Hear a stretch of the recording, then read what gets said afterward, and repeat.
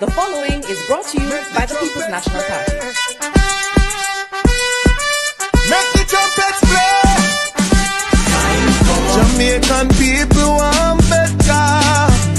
Economy coming like stormy weather. Ancestors are turning on them grave. To get champions, we can do it together. When we look to the future of precipice, we see Jamaica needs the vision of the PNP. People said the bag of promises, them can't carry go shop. And the crime rate getting higher, wonder when it does stop, comrades. Jamaican people want better. Economy coming like stormy weather. Ancestors are turning on them grave. To get champions. The proceeding was brought to you by the People's National Party.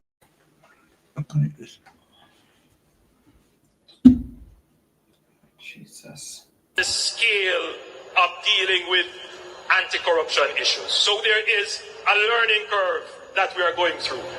What is important is that the government supports the development of the institution so it can accelerate very quickly on that learning curve and provide the resources so that they can move very quickly on the learning curve, and that the government does not intervene or interfere. And that message goes to the opposition as well. Leave the anti-corruption and policing agencies to do their jobs. Oh, thank you. Jesus. Oh, no, man, change to us. I know why you come to me with that foolishness, you know. You elect a prime minister, and is a prime minister run the country.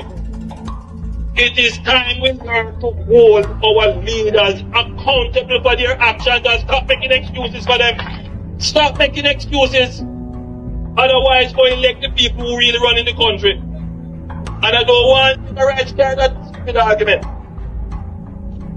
Hold the people you elect accountable and stop making excuses for them.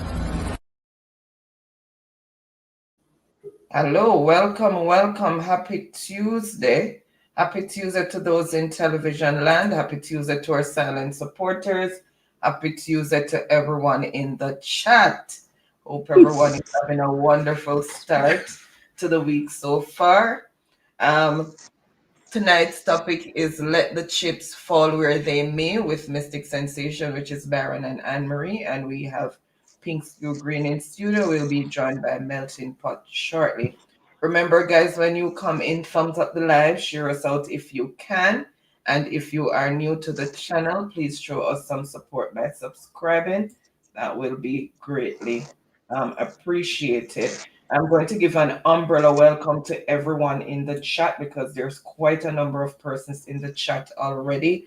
I'm going to say big up on yourself and thank you so much for your continued support and endorsement, which is greatly appreciated. Bless up to all our moderators and to all our channel members. Really appreciate the extra support.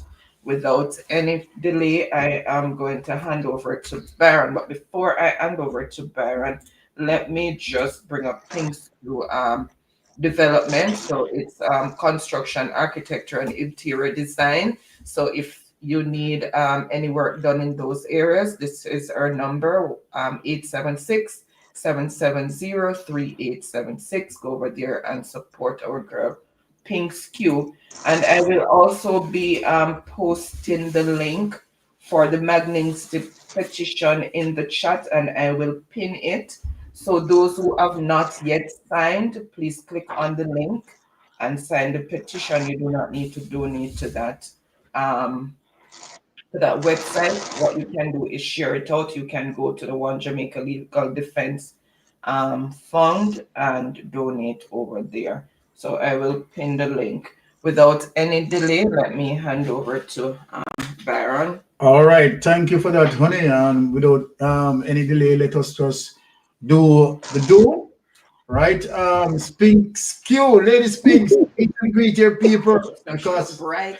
Yeah, yeah, man, thank you. Different, yeah, man, upgrade. All right, and tonight you have to see us juggling. Go ahead, Pink Stew. Yeah, good night, my family and friends, and good night, Lady Anne Marie.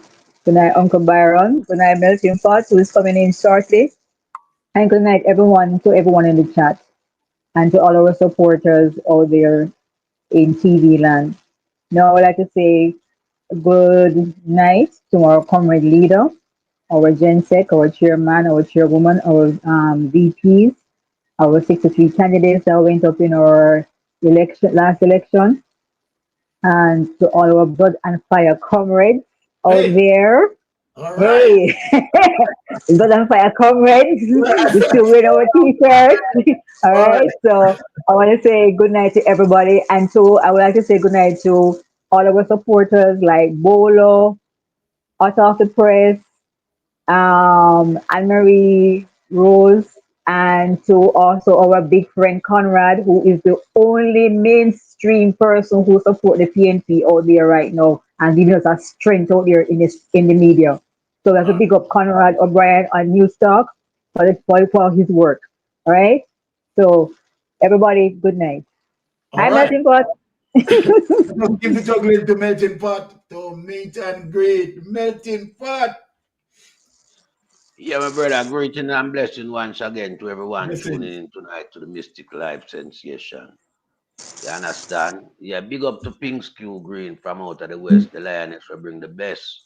Sir Lord Byron, the host and technical director, Lady Anne Marie, and big up to everyone at the chat tonight. Tonight, a bangarang as usual. So without any further ado, I hand back the floor to the host. All right. Blessings. Now, Jamaica, we are going to get into the juggling. Tonight is definitely worries, right? Because let me tell you something, Jamaica. GLP administration as it relates to Andrew Holness, dark cloud ahead, tsunami ahead. Not too worry about that. Tsunami ahead, right? Now, them are things as it relates to this old phrase: learn to dance a yard before you dance abroad. And so then they also have another phrase: said, pick the beam out of your eyes before you pick it out of others. Now, what am I talking about? Our prime minister, as it relates to the UN conference, and what the prime minister, right, referencing about as it relates to human rights, drugs, and so forth. And as I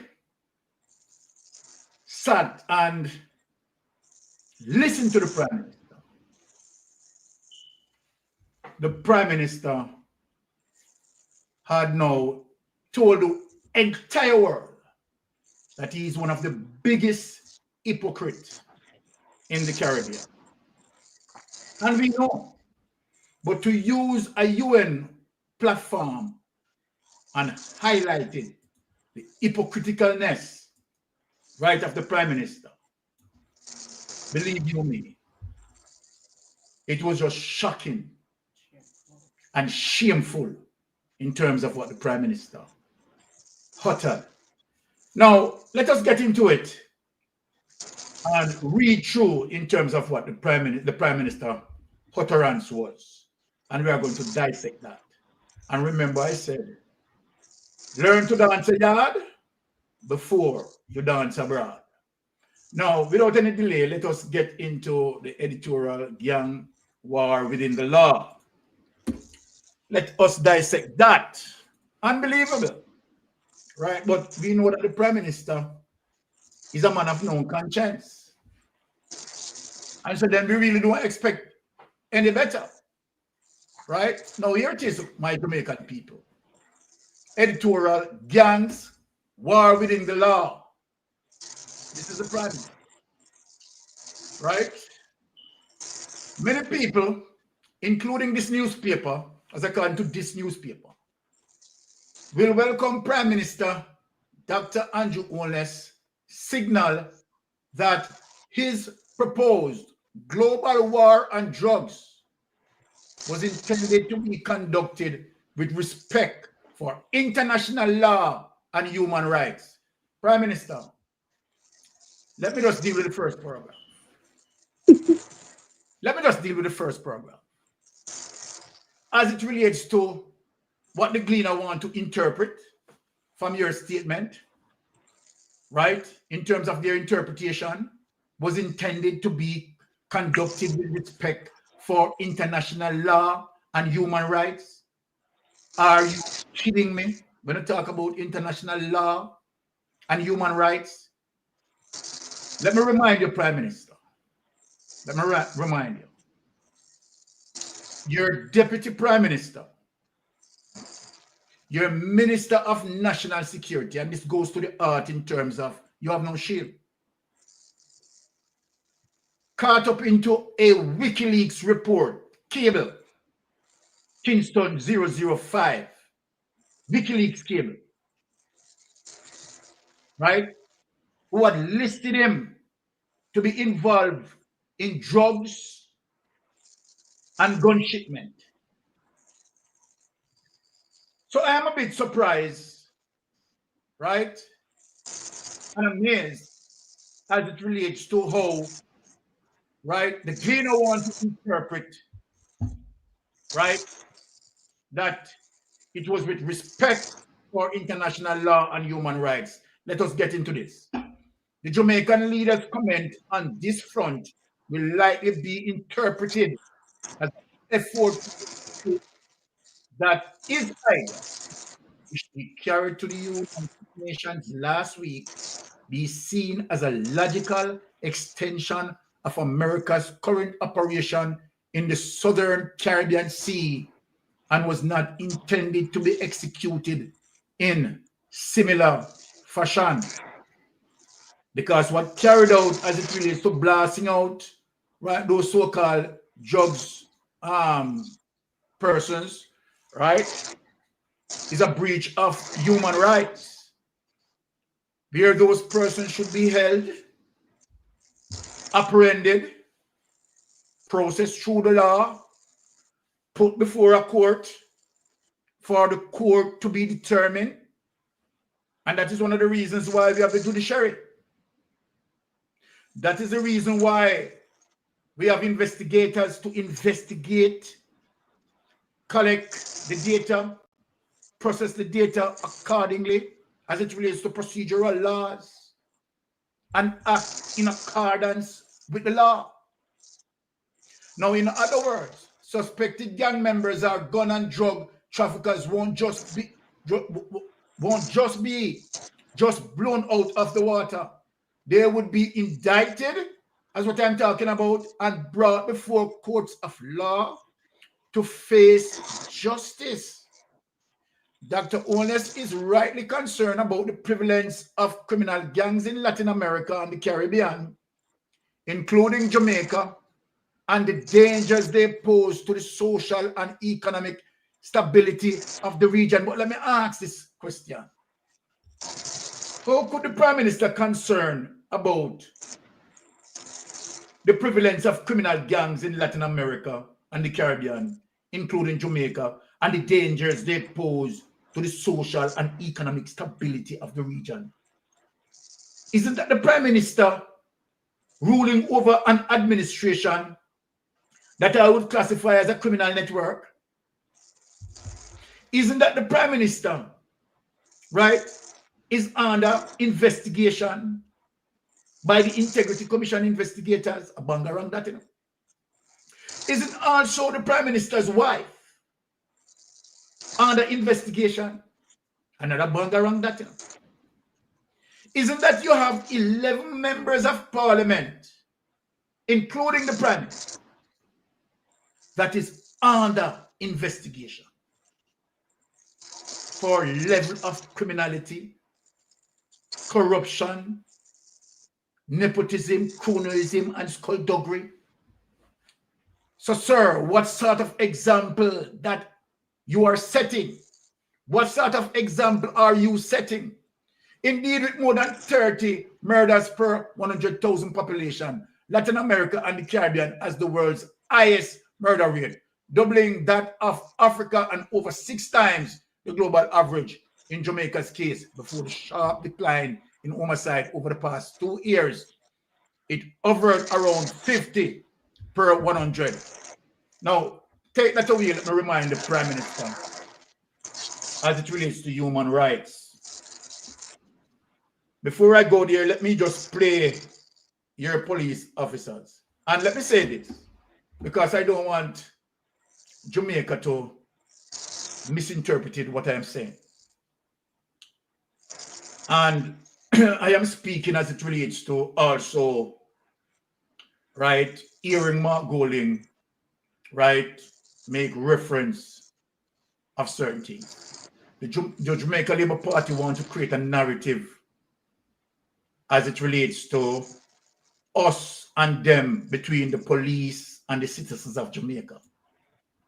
Let me speak categorically clear that Mystic Sensation and all those who are on our platform, including Melting Pot, right, Pink Skew, right, and the People's National Party as far as we concerned, right, we are in support of the police officers.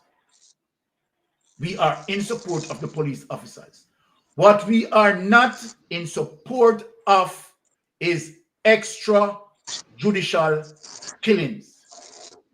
Let me be categorically clear. At no time, us in social media have ever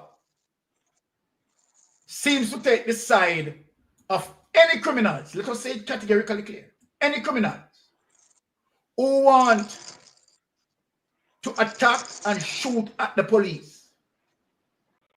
So this is our position. Good policing and throughout community policing. What we are going against is extrajudicial killing. So there is no need for the Commissioner of Police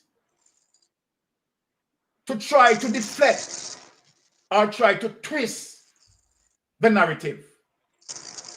What the Commissioner of Police must address is situation that deal with extrajudicial killings. What the Minister of National Security must address: extrajudicial killings. What the Prime Minister must address: extrajudicial killings.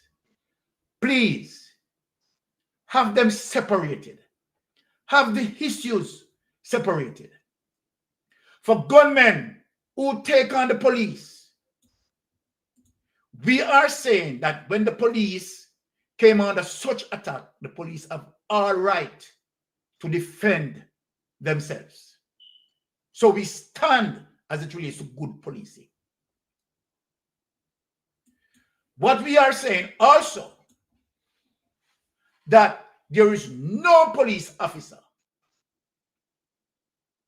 that has the authority to be judge, juror, and executioner. And let me say this to Horace Strong, Andrew Ones, and Kevin Blake, that the mission that you are on seems to have some of the police converted themselves in 007. License to kill. Our police force, sir, is not for that. Our police force is to follow the law and obey the law. And sir, let me explain this explicitly clear to you all. That is the reason why our criminal justice categorizes itself in 3 columns. The judiciary to determine judgment, the prosecution to prosecute, the investigation arm to investigate, collect the necessary data, and process information accordingly and lawfully. Now let us play the clip to show Jamaica how you are deflecting from the narrative in social media. The narrative in social media, sir, is extrajudicial killing. Now let us play and let us listen to what you're saying. Jamaica top cop defend force amid fatal shooting. Listen to how the commissioner defecting from the narrative of extrajudicial killing.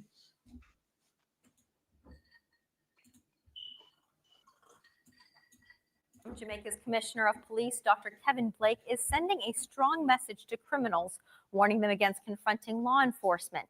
He says while police prefer to bring suspects in alive, they will not be backed down when challenged.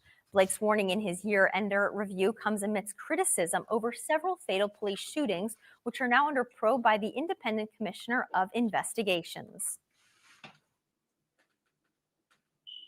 This year, significant focus has been placed in certain quarters in police fatal shootings.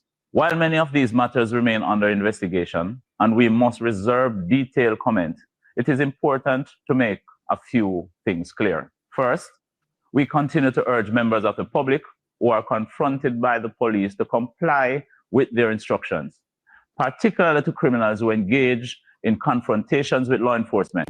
The police have superior training and equipment. Escalating such situations will not end well. Lay down your weapons. Do not raise your guns against the police. Okay, take him away, honey. Blake said that despite the focus on fatal... Let me speak to the specificity of what we are anticipating you to address, Mr. Blake. Mr. Blake, you have not yet addressed extrajudicial killings. The narrative and the deflection is not about people or gunmen, so to speak, shooting at police willy-nilly. We have no such conversation on social media, sir. We are yet to hear from you speaking specifically to extrajudicial killings.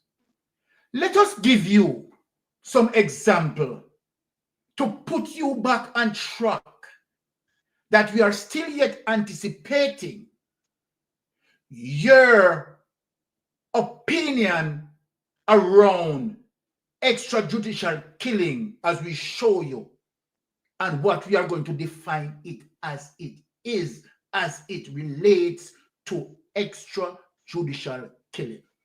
Now let us play shocking police shooting number 1.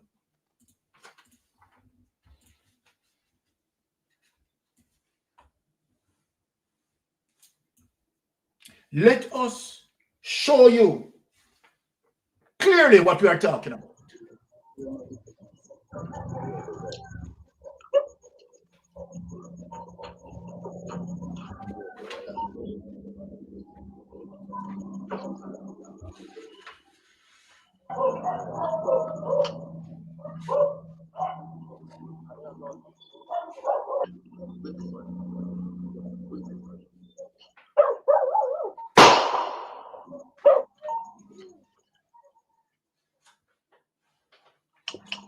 Take it away, honey. Because my wife is out to cry. I know that my wife is soft-hearted. Commissioner of Police. The clip that we had just shown, sir, is what we define as extrajudicial killing. The young man was taken out of his home, brought around a zinc fence. The police asked him to kneel He knelt on the instruction of the police. A bullet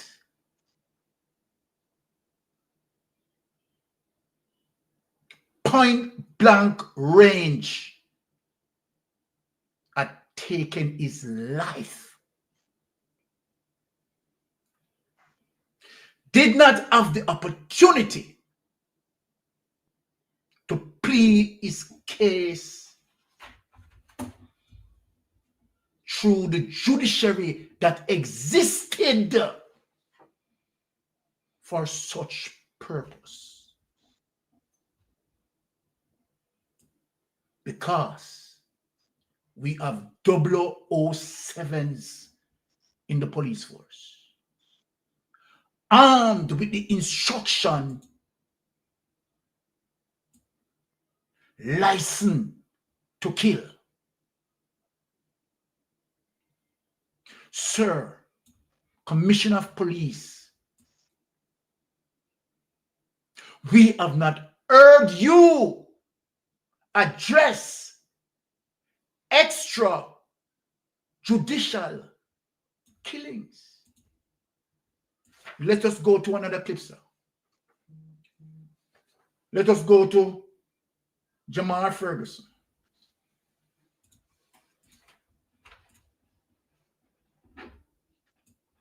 Let us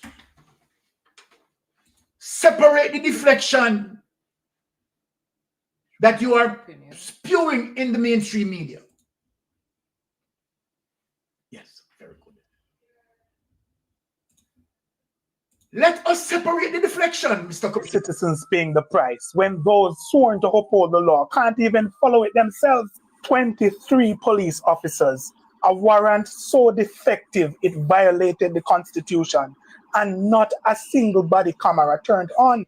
All the members who are on the operation are off duty. They are off frontline duty. This isn't just a tragedy. It is a systemic breakdown of justice that we need to critically analyze right now. Following a series of protests by residents of Cherry Tree Lane in Clarendon over the fatal police killing of 22-year-old Jamar Ferguson on Monday, Deputy Superintendent of Police for Clarendon, Adrian Fleming, is appealing to residents to allow Indicom to investigate the matter. Let us start with the facts of the case. 23 police officers carried out an operation at Cherry Tree Lane in Clarendon. The officers went to the home of Jamar Ferguson. His home video footage showing him running to open the front door of his house before raising both of his hands above his head as he appeared to surrender to the cops who were outside of his house. The police officers then entered his house. Indicom said that from the report it received, Jamar, after opening the door, was taken to his room by the police. The officer reported that upon reaching the room, Jamar allegedly reached for a firearm, which was among some of the clothing items. Consequently, 2 officers discharged 2 rounds each and Jamar was fatally shot. As you can see in this video, one of the officers flipped the camera. By flipping the camera, the officers basically interfered or disrupted the CCTV camera footage. Let's ask ourselves this rhetorical question. What were they trying to hide? Perhaps this could amount to tampering with evidence. This raises the $5.6 billion question. Why would Jamar grab a gun after the CCTV footage shows him surrendering with his hands up? Furthermore, the warrant used to enter his home didn't even bear his name on it. Additionally, the warrant did not have his exact address. It was a defective warrant, and its use violated a fundamental right that protects every single Jamaican. The Constitution of Jamaica, Section 13, subsection 3, paragraph J, guaranteed the right to protection from search of property. Our Charter of Fundamental Rights is clear. Your home is your castle. The police cannot just enter whimsically or arbitrarily. They need a warrant from a judge, and that warrant must be specific. It must have a name and describe the exact place to be searched. In this case, the warrant did not bear Jamar's name and listed only Cherry Tree Lane without a specific address or gate number. This isn't a technicality. It's the bedrock of our privacy. The warrant in this case was a general warrant, a practice outlawed for centuries because it leads to abuse of power. Now, let's combine this unlawful entry with a complete failure of accountability. 23 police officers were present and not one of them wore a body camera that was activated. The JCF has a policy, but without consequences, it's meaningless. Body cameras during these kind of operations should be mandatory. This absence of an objective record means we only have the police words against the CCTV footage which shows Jamar hands up. This brings us to the most sacred right, the right to life. Section 13, subsection 3, paragraph A of the Constitution talks about our inalienable right to life. The state can only use lethal force when there is an imminent, unavoidable threat. When the initial entry into the home is based on a defective warrant and there is no video evidence to support the claim of a threat, the legality of the entire operation and the shooting itself collapses. Indicom Deputy Commissioner Hamish Campbell told Jamaica Observer that there have been over 100 planned operations this year that has resulted. Okay. So my Jamaican people, let me give an instruction to Indicom as it relates to the charges that need to be mounted against all 23 persons who were there on the scene. Number one, Indicom, and if you're not bringing these charges, then you need to go and look through all evidence. We want to see, number one, murder. Number two, conspiracy to murder. Number three, contamination of a crime scene. Number four, illegal possession of a firearm.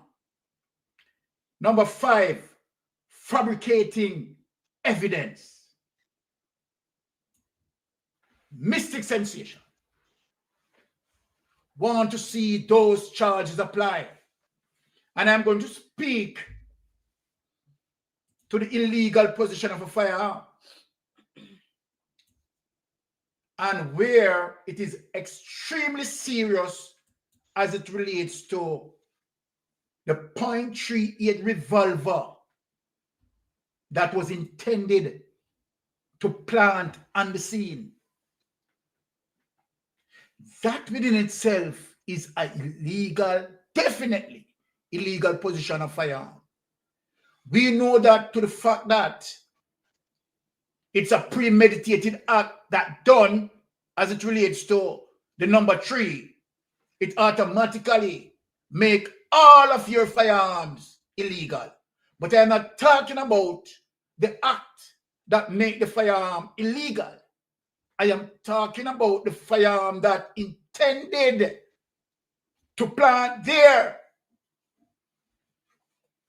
That particular police or whosoever planted that .38 revolver should bear more penalty because he himself, right, contaminating a crime scene, fabricating evidence in terms of putting a .38 revolver. Where did he get it from? How many times that particular .38 revolver used to frame other victims? Jamaican people, I want you to listen in terms of what I'm saying. That particular .38 revolver, how many times? So Indicom, what I want to pay special attention to, that particular .38 revolver, check all the records. and see how many times that particular 38 revolver used in other crime scene that were fixed. The manufacturing of evidence to frame, contaminating the crime scene. And if there is any other case, that particular 38 had using,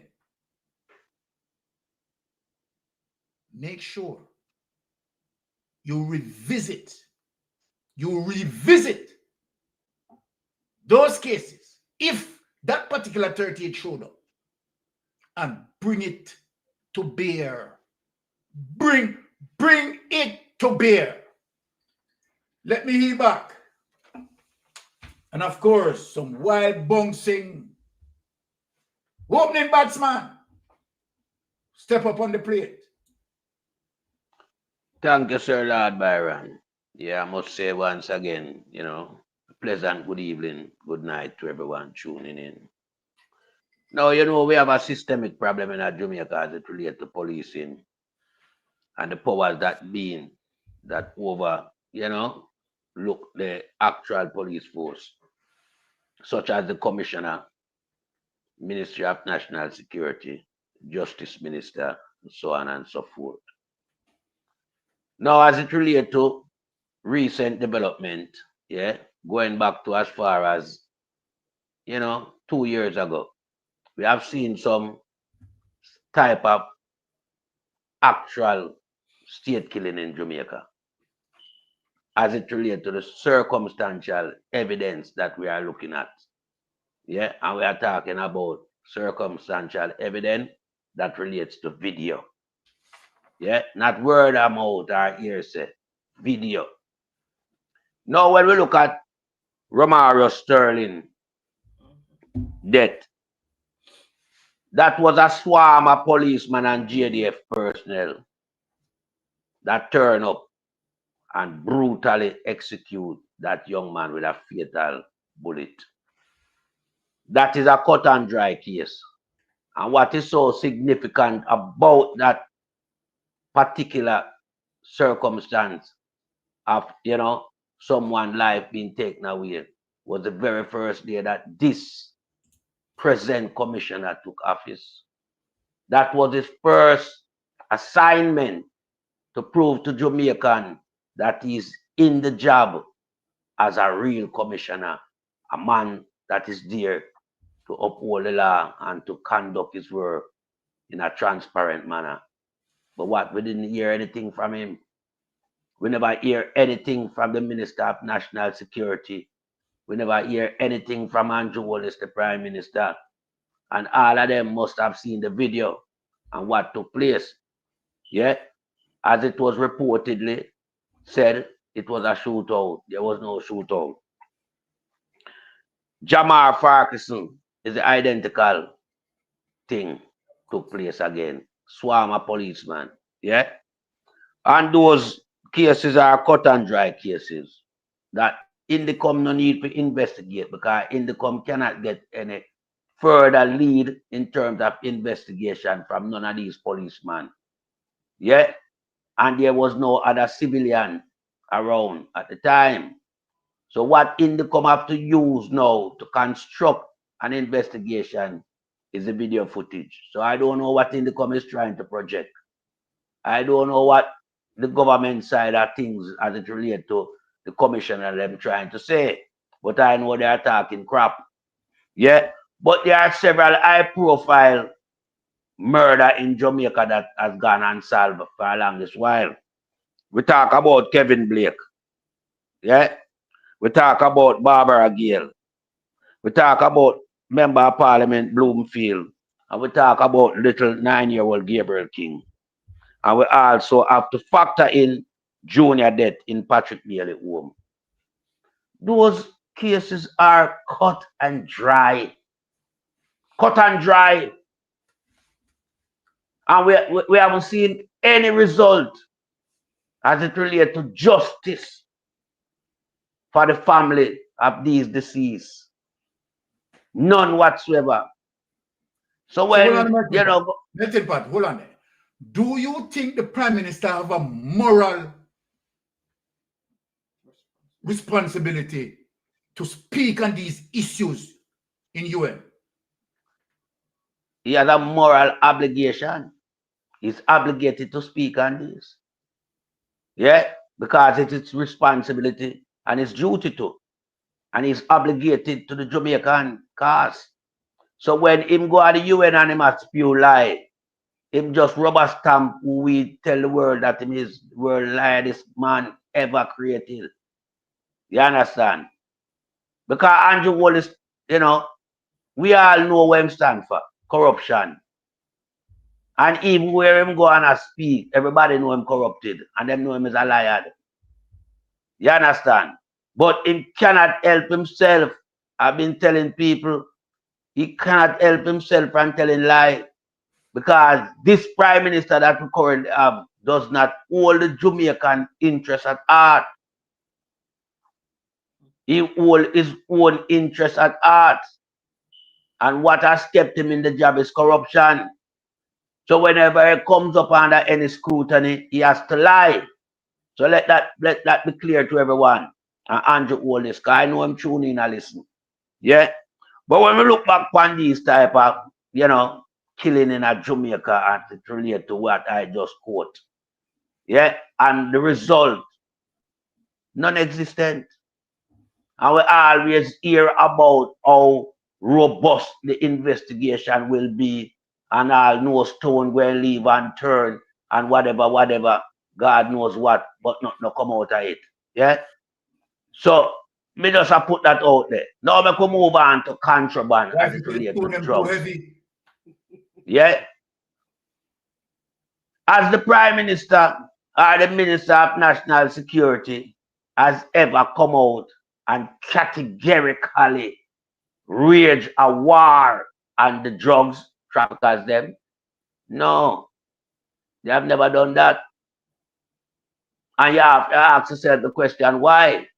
As they, you know, take the initiative to wage a war on the drugs that is being imported into Jamaica. Simple matter, based on my perception, they are involved. So if you don't speak, then nobody can say you didn't say anything.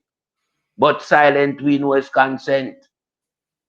Because I cannot be a Prime Minister for a country and so much drugs coming into my place where I know is harmful to my society. Yeah? And I don't come out and say nothing. I remain tight-lipped, seal-lipped, dummy.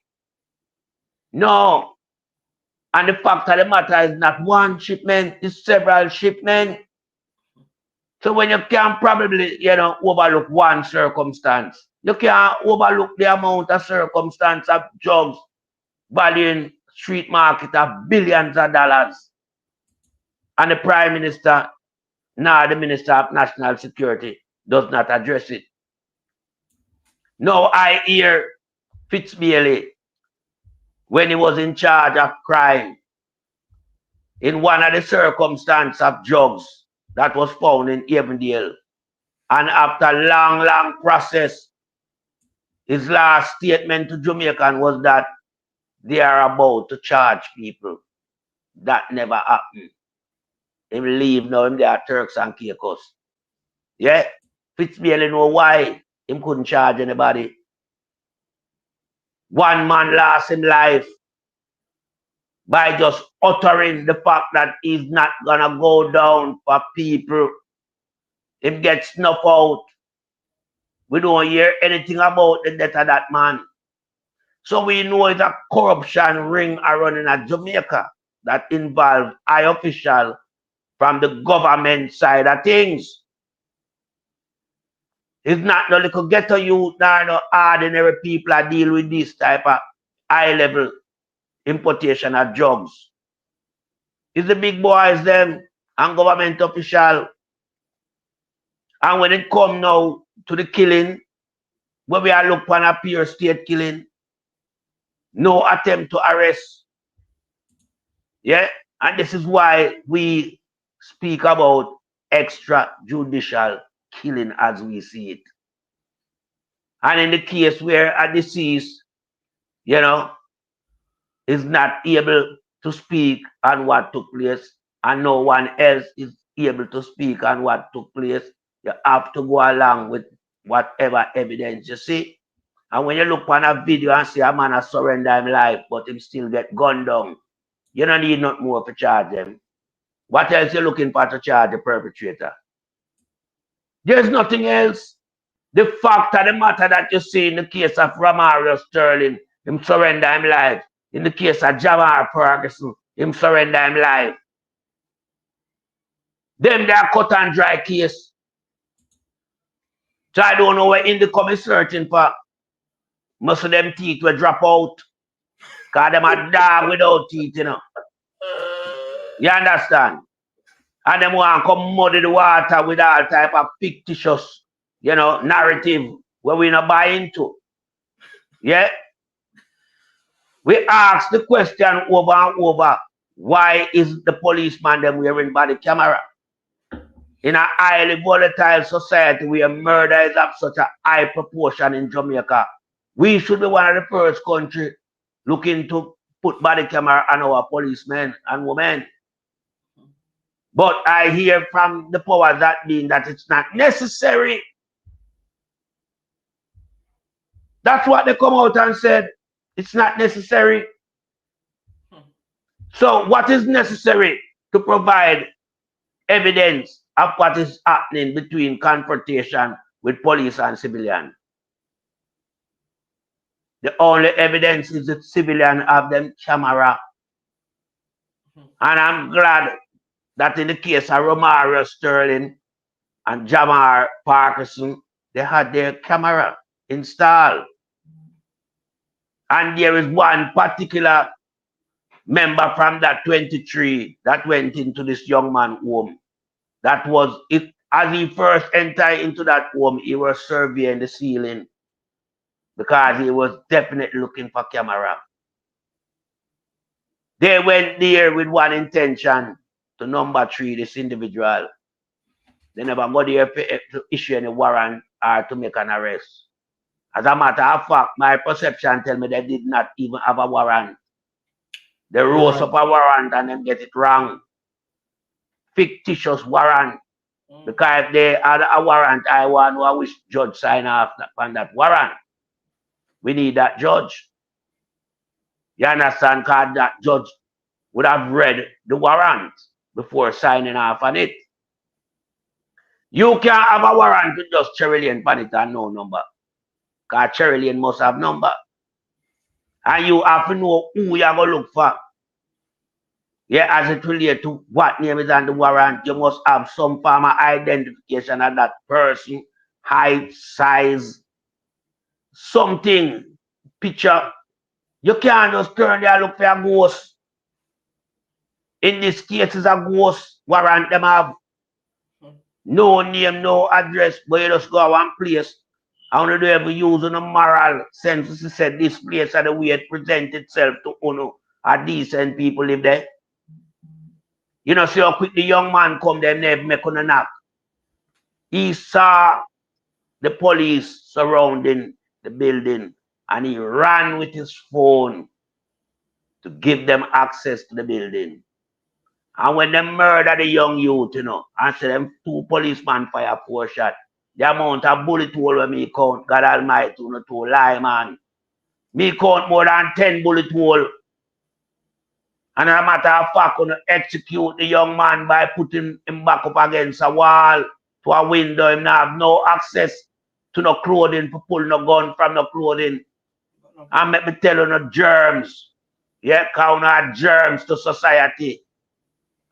If that young man did have the intention, yeah, to encounter with Uno in any form of gunplay, he would have come at the door with them gun and kill 2 and decide to take the death too.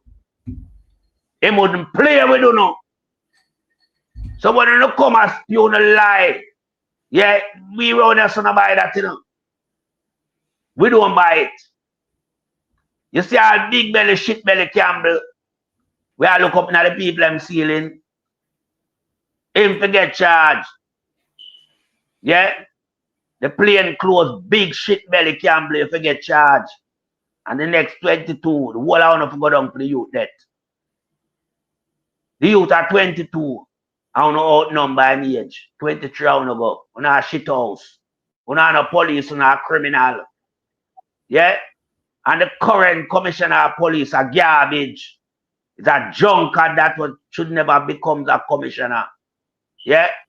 And in family background should never make him become a commissioner either. You understand? Because remember, you know, we are affiliated, you know, they get directive order from United States to come back home and resign as commissioner. And don't make them have to come drag him out of the seat. Him come down, him resign, not half his own initiative. But by directive order, the whole of them corrupt. Google to no United to serve Jamaican, you know.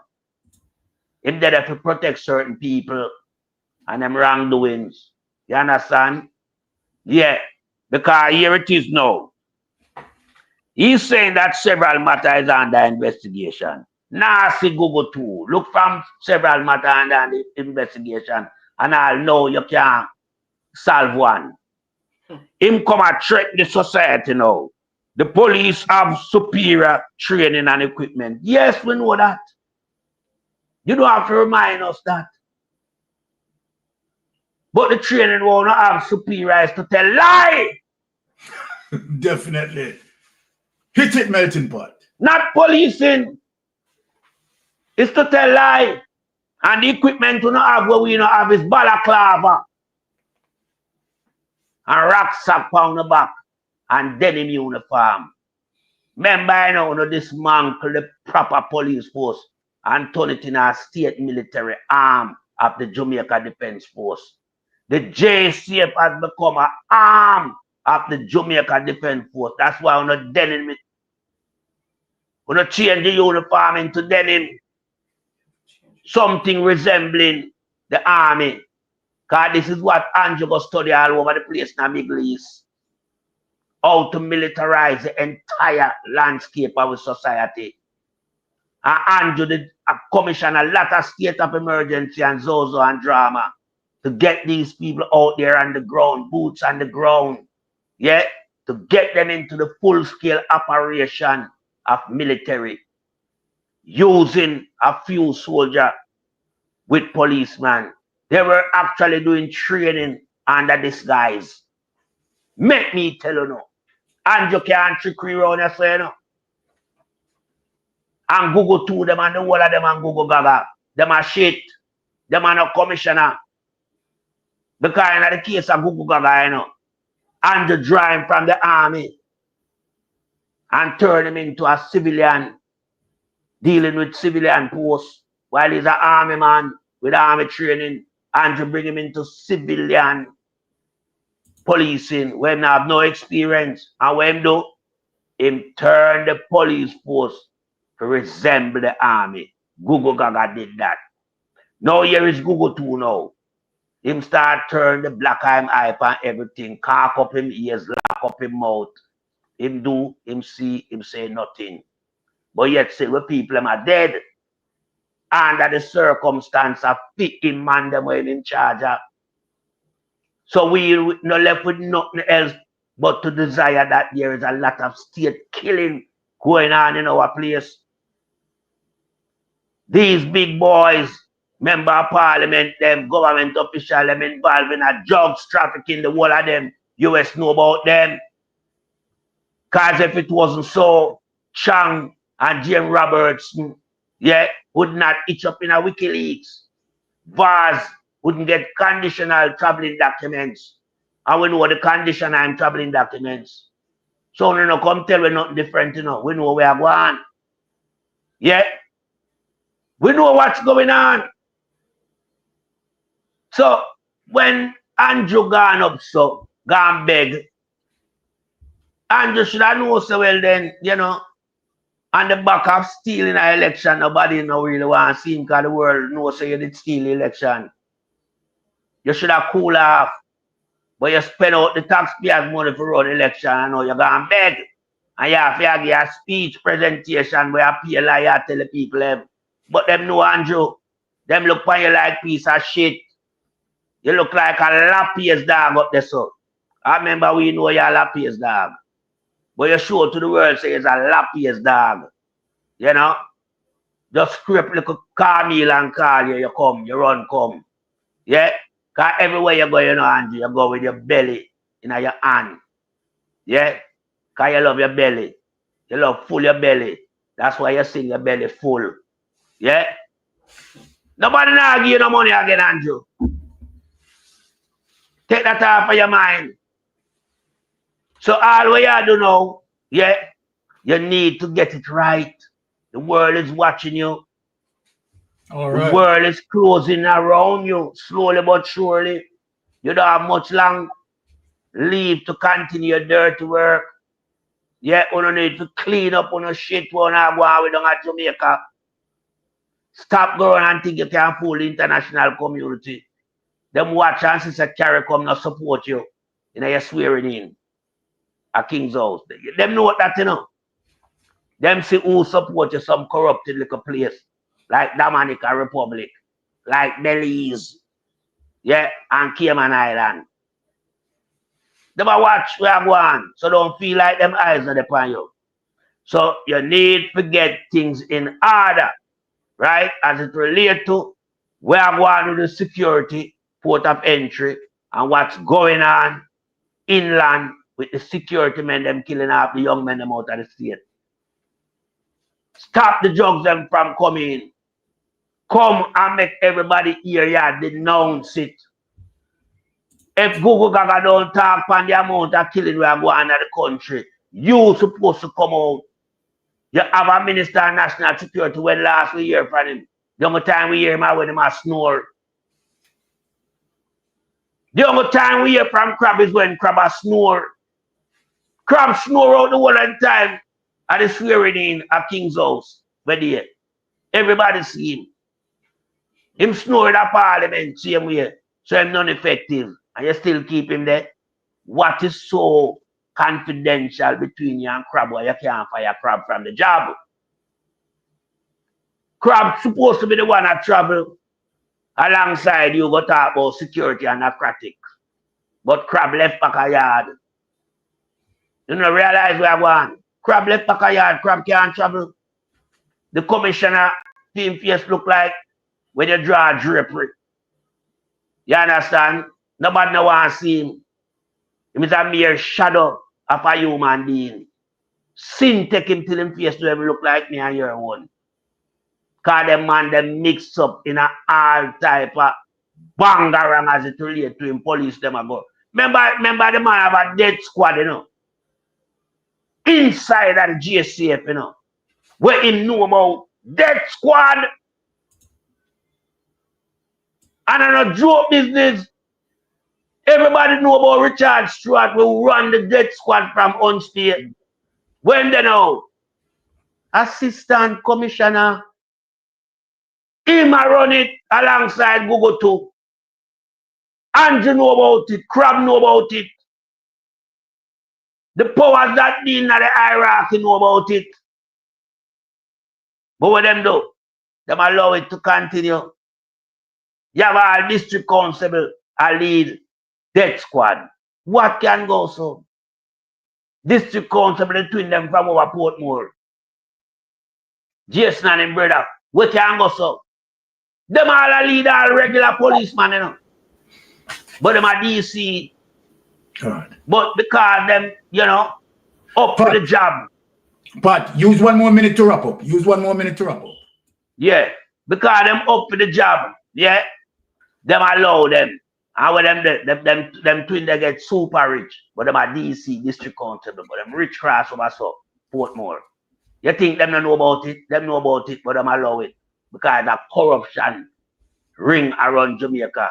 The head of the stream corrupt, every tributary is corrupt. I yield back the floor. All right, thank you. What a powerful punch coming from Melting Pot. I mean, everything that he had spoken about, you understand, hitting the nail on the head. Now, after the fire blaze, of course, we need Lady Spinks to come and sponge it down a bit. Lady Spinks.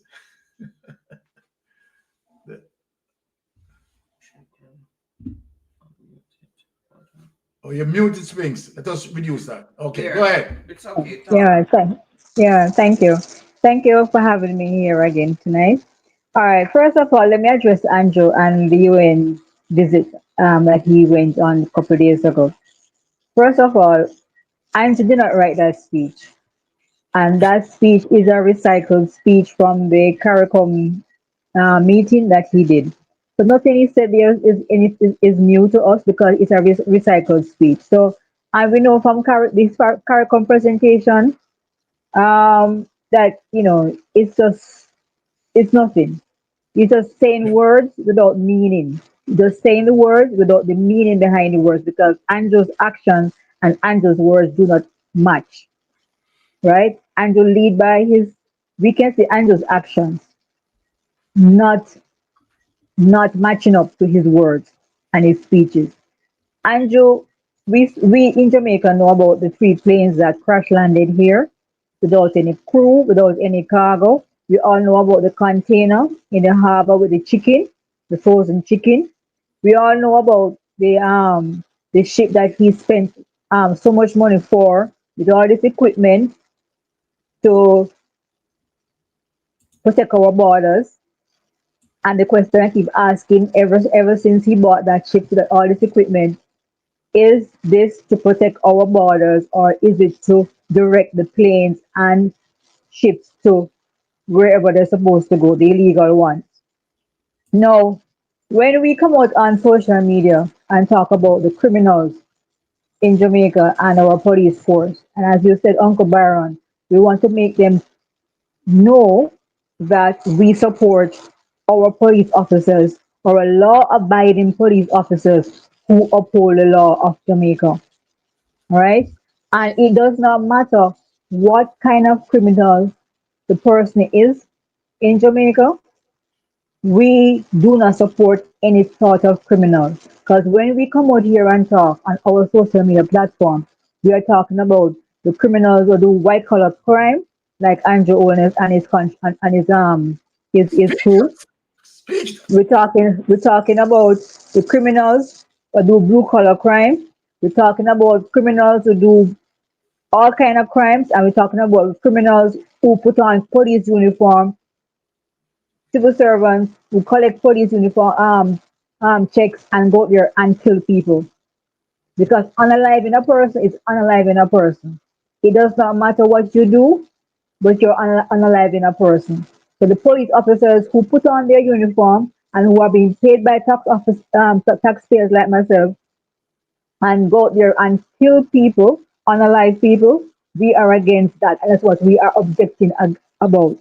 Now, my advice to all Jamaican citizens, we saw what happened. Everybody saw the videos of what happened with that young man, 22-year-old young man that happened in Cherry Lane. We saw all the other videos before of young people who are being killed by who police officers in quotation, who are actually criminals who dress like police officers, pretending to be police officers again. So, to understand my point, I'm advising all my Jamaican citizens put cameras, since they don't want to wear body cameras, put cameras everywhere in your car, around your house, around your business, even on your person. Put a camera because right now, since they are saying, and since the Minister of Security came out himself and said, shoot first and ask questions after. That is what Horace Chang said. Shoot first and ask questions after. Since that is the instruction that the police officers have been given by the Minister of Security, it's best we all secure our details, secure our property, secure ourselves by wearing cameras. Cameras are cheap now, very cheap, and they're effective. because they may be your last witness to a crime being committed to you as a Jamaican. So just like how that young man, the camera was his last witness. And I am encouraged every Jamaican driver, put cameras in your vehicle right around. Because every time some of the police officers stop you on the road, they are making up things. We know that. And some of these tickets that they issue are illegal giving tickets also. So some of these police officers are out there for a hustle. Some of them out there are just criminals wearing the police uniform. So we have to protect ourselves. Right now, our own security and our own personal security is dependent on us. We can no longer tell who is a good officer, an honest officer, and you cannot tell who is a dishonest officer. So the best thing to do as a Jamaican is to protect yourself, put cameras everywhere. Now, so far, we are in September, going into October tomorrow, and over 230 people were unalived by police officers, right? So, as I said again, we have to protect ourselves. Now, this man, Kevin, our commish, came out and made a statement about superior training and equipment. When since did the police officers have superior training? Because they don't act like it. Most of the police officers do not act like it. The equipment, maybe, but if you have the equipment and you're not using the equipment, what's the purpose of having the equipment? Now let's go back to our JCF getting technical support from two government persons who got government contracts. Now government agencies, but two private persons who got government contracts. The first one is Amber Group. He has a contract to create AI officer to make our police officers more efficient in solving a crime. We still have not gotten any feedback from that up to now. We our police officers were supposed to get support from Ken Benjamin, and still we have not gotten any feedback from that. What happened to that, Mr. Chang? Where's the feedback from that? They have a contract with you. Where is the feedback? What's the result from that? Any report? Nothing. We have no report from Amber Group and the AI officer thing. So we need a feedback from that, Mr. Chang. No, as my friend Melting Pot said, and my brother Melting Pot said, who signed and issued that warrant for that young man? We want to know the judge and the judge's name, because that information needs to be declared in the INDECOM report. Now, from my personal point of view, this is my point of view. You see, all the lawmakers and the people who are employed in our civil society who are supposed to be upholders of the law, like police officers, from my point of view, persons like these officers, the 23 that went in and unalived this young man, they should be given double time, double punishment for what they did. And I yield the floor to you, Uncle All right. Byron. Thank you very much, Lady Spinks. Now, where we go from here tonight is Bangarang and Hellfire. Jamaica, let me give you the background before I venture into it. You notice today there was no parliamentary meeting. Right. Jamaica. Let me give you the background. We know very well, and the Prime Minister had taken the bait and where the shame is going to come down on the Prime Minister. Remember, I touted that the Prime Minister can't put back Juliet Holness as Speaker of the House. So we know the Prime Minister arrogant, And so then the Prime Minister wants to prove to Mystic Sensation that you can't tell me how to run my parliament. And me run things. Well, Jamaica, let me tell you something. Things are come up to bomb. And this is very serious. I have a little win. But let me say this. I don't know how truthful it is. Let me say that categorically clear. So all I want to see being happening, yeah, is that Parliament trying to utilize delayed tactics to draw out. But how long can they do that? Because I got a little win that you have some big wigs involved in this report. Yeah, you mean Jamaica? I am not going to call any name. Hey, what a bangarang. Jamaica, let me say to you, stand by for some early by-elections. No, this is more than bangarang, people. This is more than bangarang. Now, let me say this. It means, is it a situation that within less than a year, governance may convert it to the People's National Party? Hey, no, sir. This is not normal. Paul Buchanan versus Andrew Holness. And let me tell you something, people. The Integrity Commission and Andrew Holness administration, they are deeply in love. Deeply in love. What a relationship. So the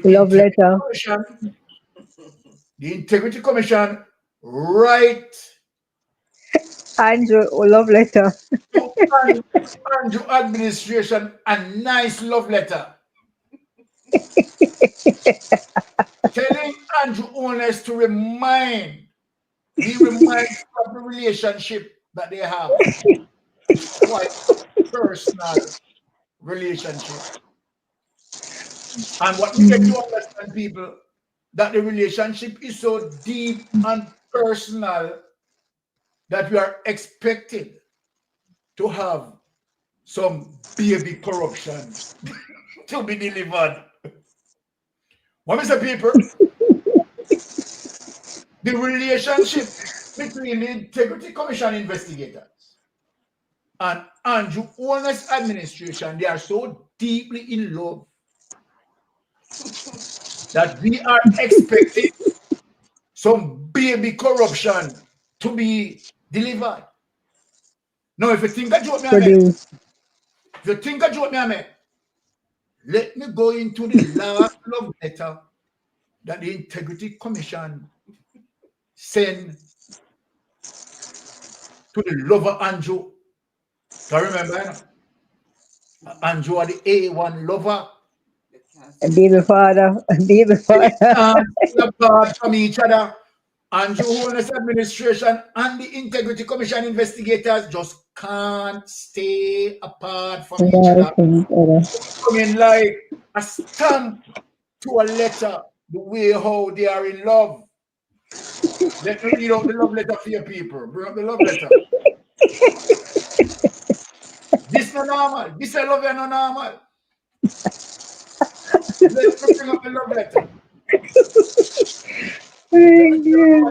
People. No, stop. Not even me and Nana no love each other so much. Them the start of love the too intrusive. No. from Integrity Commission to Andrew Wallen's administration with love for immediate release. Integrity Commission submit 4 investigation reports and 3 indicative ruling to Parliament for tabling. Pay attention, people, to the 3 indicative ruling to Parliament for tabling. That means the 3 indicative ruling simply means that they are going to wrapped up and tied up in bed.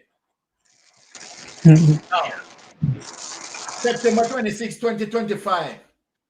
In keeping with its previously made commitment, remember, say, we don't have the relationship here, Andrew Wallen's administration, remember, say, we don't have the relationship here with the Integrity Commission. The Integrity Commission wishes to notify the public that it has yesterday submitted to Parliament. Remember, at the IC, bring the public in it, That's why we are. Yes, them are profess them love to the public. You understand? That's why we come in it as public, because they must speak out loudly and clearly or them love each other. Now, what's this paper? 4 reports of investigation, 3 of which were accompanied by associated indicative rulings. Then hold on, tell me something. I saw Andrew Wallen script on him gun. That him just bop. You understand? I might be 3 corruption baby delayed. Eh? No, sir. Triplet. Mr. Level, a triplet this. The documents were formally received and signed for at the Parliament at 11:26 a.m. yesterday. Hard copies of the reference investigation reports were submitted in separate envelopes under cover of identical letters addressed to the following officials. You would get it now. The Most Honorable Jeanette Owens, MP, Speaker of the House of Representatives. You know, to see her husband under investigation. She upon the Speaker of the House. She upon the House Committee. Sorry for them in a bundling them or something. Senator the Honorable Tom Tavares, Finson, OJ, CD, KC, JP, all sort of P in it, and him can't save them. President and Miss Colleen, Law Clerk to the Houses of Parliament. The public now turn up and look on this relationship. Now, and all of these, Miss Colleen, Law Clerk, as what my wife said, supposed to be the witness of their burning love for each other. The rulings were also similarly addressed and submitted in separate envelopes, right? A USB flash drive with PDF electronic copies of all documentation submitted was also conveyed. Then I saw the love the strong. They not hide it. They want everybody to know it. They not hide their love. Okay. The Integrity Commission anticipates in a year now that its investigation reports, which were submitted pursuant to an conformance with Section 54 of the Integrity Commission Act, together with the associate indicative rulings, will be tabled in both houses of Parliament and as soon as possible. But as soon as possible, we don't see we shot them take with themselves today, because it seems like they love the overpouring, too much love coming from the Integrity Commission. So guess what? They might try to sidestep the law. But my dear people, this I love a chance sidestep here. This I love you. No, sir. This is not ordinary law. Eh?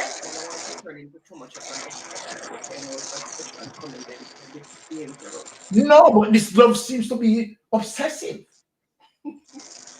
Right? So it one like Andrew Owens obsessed with the Integrity Commission. Because although the Integrity Commission, you understand, they try to easy and try to understand. Him no gone on the length, you know. You understand? To go deliver corruption of love and the amount of corruption of love flowers I'm carrying, the amount of corruption of love flowers I'm carrying, boy, the Integrity Commission can't really process them. So up and around this. Section 54, subsection 4 of the Integrity Commission Act provides that where the report from the Director of Investigation to the Commission has recommendation under subsection 3, the Commission shall submit it to Parliament for tabling. Take it away. Somebody is asking if it's indicative ruling. Okay. All right. Now, let me explain as it relates to the indicative ruling, because that is very serious. That is very serious. The indicative ruling, right, simply means that information were processed, right, and the corruption prosecutor has reached a decision and made a recommendation. That means it's serious. Huh? That means the love between them is flourishing. Now, Papa Jesus, that means what here? Jamaica, let me tell you something. What me get to understand that this month Andrew Wallace and Juliet Wallace pregnancy is in the 9th month, and they will be delivering soon. So guess what? Today, the baby water, the baby water burst. The water burst. Lady Albert deliver. So guess what? The water burst today. So by next week, we expect the baby, the corruption baby to deliver. No, this is very serious. Make we put the joke aside. Just imagine. Me warn him enough. I told him that he must not put his wife on the speaker's chair. The information that I receive, I am not going to speak it. Me to keep it. But read between the lines. I told him not to put his wife on the speaker's chair. Not you. If a high probability, the possibility if his wife gone and Paul Buchanan kick her in foot. Now done it done. Done it done. Done. Will orientate the committees. Done it done. What a wonder. What a mess. Make me silent. I'm bringing the opening batsman. Opening batsman, step up. Yeah, I want to come address one piece of germs when you Ranchill Taylor. We have to melting pack a talk too much. Yeah, I'm going to tell you something. You don't have to listen to me if you feel boring, no, because I need your man boring. Yeah, I tell you that straight. Don't You listen see, to who me. said you come around here to come disrespect me? This to put food on my table. I mean, I have no career on social media. You want to know what my career look like? It look like this place where I'm in, where I build. Myself, me alone build it. Piece of shit house, don't come around here come antagonize my piece. I come here to talk. I not come here to watch you underneath your man. Your piece of germs. You go one side, man. Shit house. You think me I look nothing from you? Don't come on here to come style up none of the panelists where you see them online. The host is here. If me I talk too long, the host will tell me, piece of shit house. Go back and eat your man when you come. Don't take no set for melting pot. You're wrong, man. You pick a war with. Me not play with nastiness and germs and corruption. And shit house. Okay. All right, melting Don't pot. rank with me. All of a sudden, hey, go back and eat your man. A woman me deal with better. A woman did tell me that than a piece of big shit house like you. Boy, you need to run chill. Don't play with me. Me not a normal man for you play with or pick no farmer. Gossiping with. When me come here, so me come for work. Me give up my night time to come here, so come work on the Mystic Sensation Live. Yeah? I mean, I need you to feel comfortable when you talk. You can't feel boring as you want, but make sure underneath your naughty thinking, man, where you have.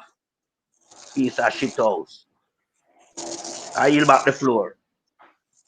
All right, no melting pot. Speak on the situation as it relates to Pat. Look like him better, God. Speaks.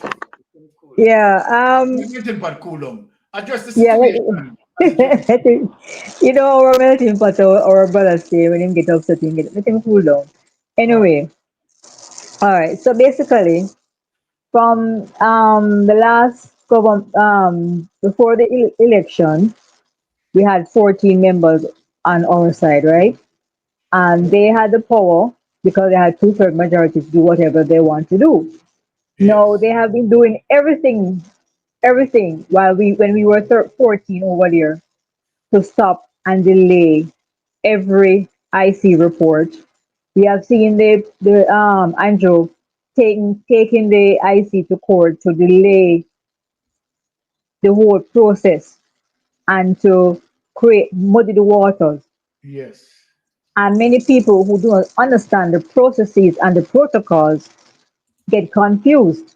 And because he's a liar, because remember, even on the night of his debate, he claimed that the IC did not find anything, and the investigation is over. He said that publicly more than once, and people who do not understand will believe him and believe his lies. But we who know better know that he is still on the investigation because we still have not gotten the report from the Tax Administration Office of Jamaica, the TAJ. So even though he put his friend at the head of FID, his friend, all information given to FID came from the IC report, and the IC got help from an overseas entity. So those people have the information that they gave to FID and TAJ. So I'm to taking and trying to doing everything to delay the process does not help him. It only delays what's going to happen. So Andrew, as we know, is still under investigation, and that is why if somebody is under investigation, you cannot formally charge the person as yet for the crime that you are investigating. What on the Right? speak? Let me speak something as it relates to right persons who making negative comment. Right? Melting Pot is definitely one of our leading panelists. You understand who are definitely volunteer his time, right, to definitely give a valuable service, right? He doesn't have to be here. And so then, in terms of people making certain comment, the comment should be respectful because really and truly, Melting Pot contribution to the process is extremely valuable, right? And I am not going to tolerate anyone, you understand, as it relates to any form of disrespect, right, to neither Melting Pot nor Spinks. We are definitely, right, dealing with a service that we know as it relates to us loving Jamaica, our Jamaican brothers and sisters. And we are ensuring that we don't have a government that taking liberty of our people. People. Please, right? People need to understand the service that Melting Pot is giving, the service that Pinks is giving, right? In terms of making sure that research being done and deliver, right, on their own term, on their own time. And so then, Melting Pot, right, as I said, is extremely valuable. Let me say, I can't make it any clearer. Exactly. Extremely valuable, right, to this program. So please, I'm asking you, right, no disrespect, right? Start to cut in things. Proceed. Yeah, man, you have to make sure you nail the nails in place, because sometimes people think that they're idlers over here. Yes. And I endorse what you say, Uncle Byron. You have to give all our support to Melting Pot, because he's doing a wonderful job, and I have learned so much from him, and he's like a big brother to me, just like yourself. Okay, and the love is always there for Melting Pot. So let me Exactly. continue. Now, some people might think and still believe Andrew Owens that the IC has not found anything on him.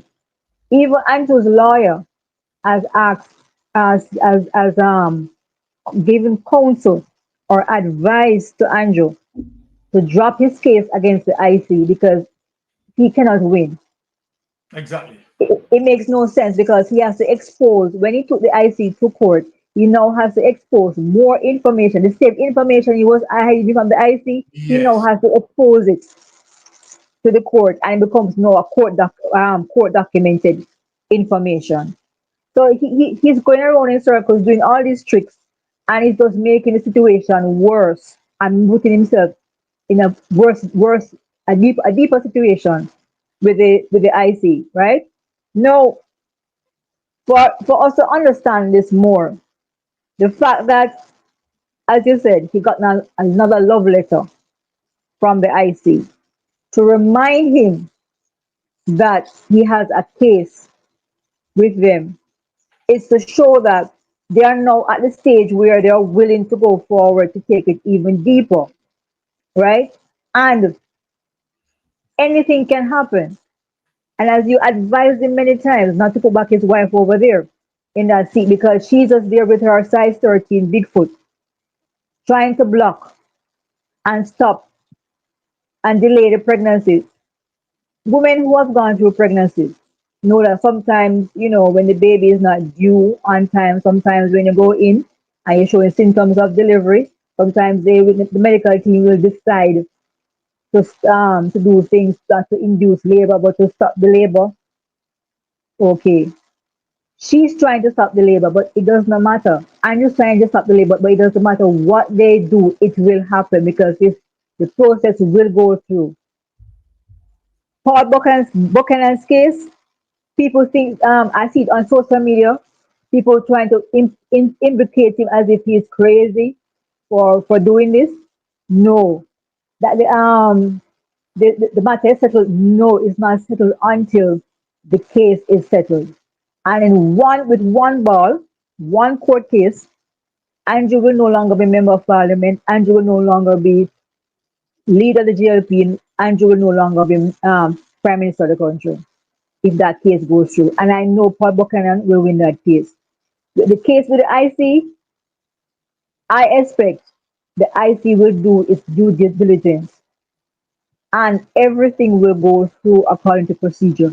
And no matter how much they try to delay and stop us not having parliament by finding excuses like the weather and all the excuses not to open parliament, we will proceed because we are on the side of good. And as I said, the last election is about good and evil fighting to run this country. It's again about honest people and dishonest people. And because more dishonest people are there willing to do the bidding of Andrew, that is why he feels as if he's winning. But he's not winning. He's losing. He's fighting a losing battle. And the day will come when he will just have to admit, because we all see Andrew for the past 10 years as a man. He's a narcissist.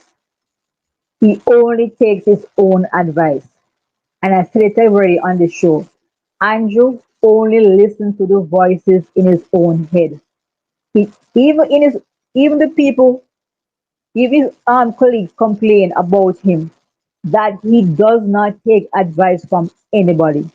His lawyers told him, drop the case with the IC. He's still pursuing it. He doesn't take advice. He thinks he knows it all. He's very arrogant. And he's a humble person. And we all we all know what happened to that leader of Babylon when God ready and put him out to the grass to eat grass. And you see, when you flare up in God's face, and you see how much warning Andrew get, you see how much warning him get, how much pastors warn him. We out here warning him, melting pot warning him, Uncle Byron warning him, Lady Anne Marie warning him, Wayne Lawson warning, everybody warning Andrew to Andrew stop doing what you're doing because you're making a mockery of the legal process. No matter how Andrew tries to fight, he will be losing these cases. So all the Yes. people who are supporting Andrew, Yes. his day will come. What them say? And on the same day, leaf fall in a well bottom, it rotten. True. Love your Every scripture. day, every day you go to well with the bucket. One day it must drop out. And one day, Andrew's day will come. Every day, devil smile. One day, God will smile. And we have faith in the law of this country because we are, as law abiding citizens, stand behind comrade leader. We stand as honest citizens, no matter how small our numbers are physically, no matter we have God on our side because no labor right who support Andrew can tell me that they're a Christian. I am convinced of that. And you see this church, umbrella churches who support Andrew, trust me, man, you have a different day ahead. You need to confess on the sin. Confess on the sins and turn away back to God because trust me, you cannot be a Christian and support the Jamaica Labour Party. You're wasting your time. You're like white sepulchres, the Pharisees and the Sadducees in the time of Jesus, wasting your time. And I yield the floor to you, Uncle Byron. All right, let me take the spin. Now we're gonna bring in melting pot here because I know that when melting pot come down with the stuff, and that's why the people them love him. And the masses of the people them love melting pot. Yeah, man, we Now, love him. let me say this. Let me say this. My Jamaican people, Andrew Ones had stolen the general election. Jamaicans are going to witness that Andrew Ones and his administration are going to be prosecuted out of office. What a bangarang. People think of it. What a bangarang. Now, people, before I be bringing melting pot, Rural Read is on October the 6th. Mm-hmm. Remember what Mystic Sensation said as it relates to the judiciary. I have confidence in the judiciary. Confidence. Because if it was not for the judiciary, Andrew Ones Andrew Holness would have manipulated the Jamaican people. And I know for sure, that justice is going to be delivered. I think that when Damian Crawford said one by one, One they're going to do. I Yes. don't think that Damian Crawford would have realized how early it was going to be manifested.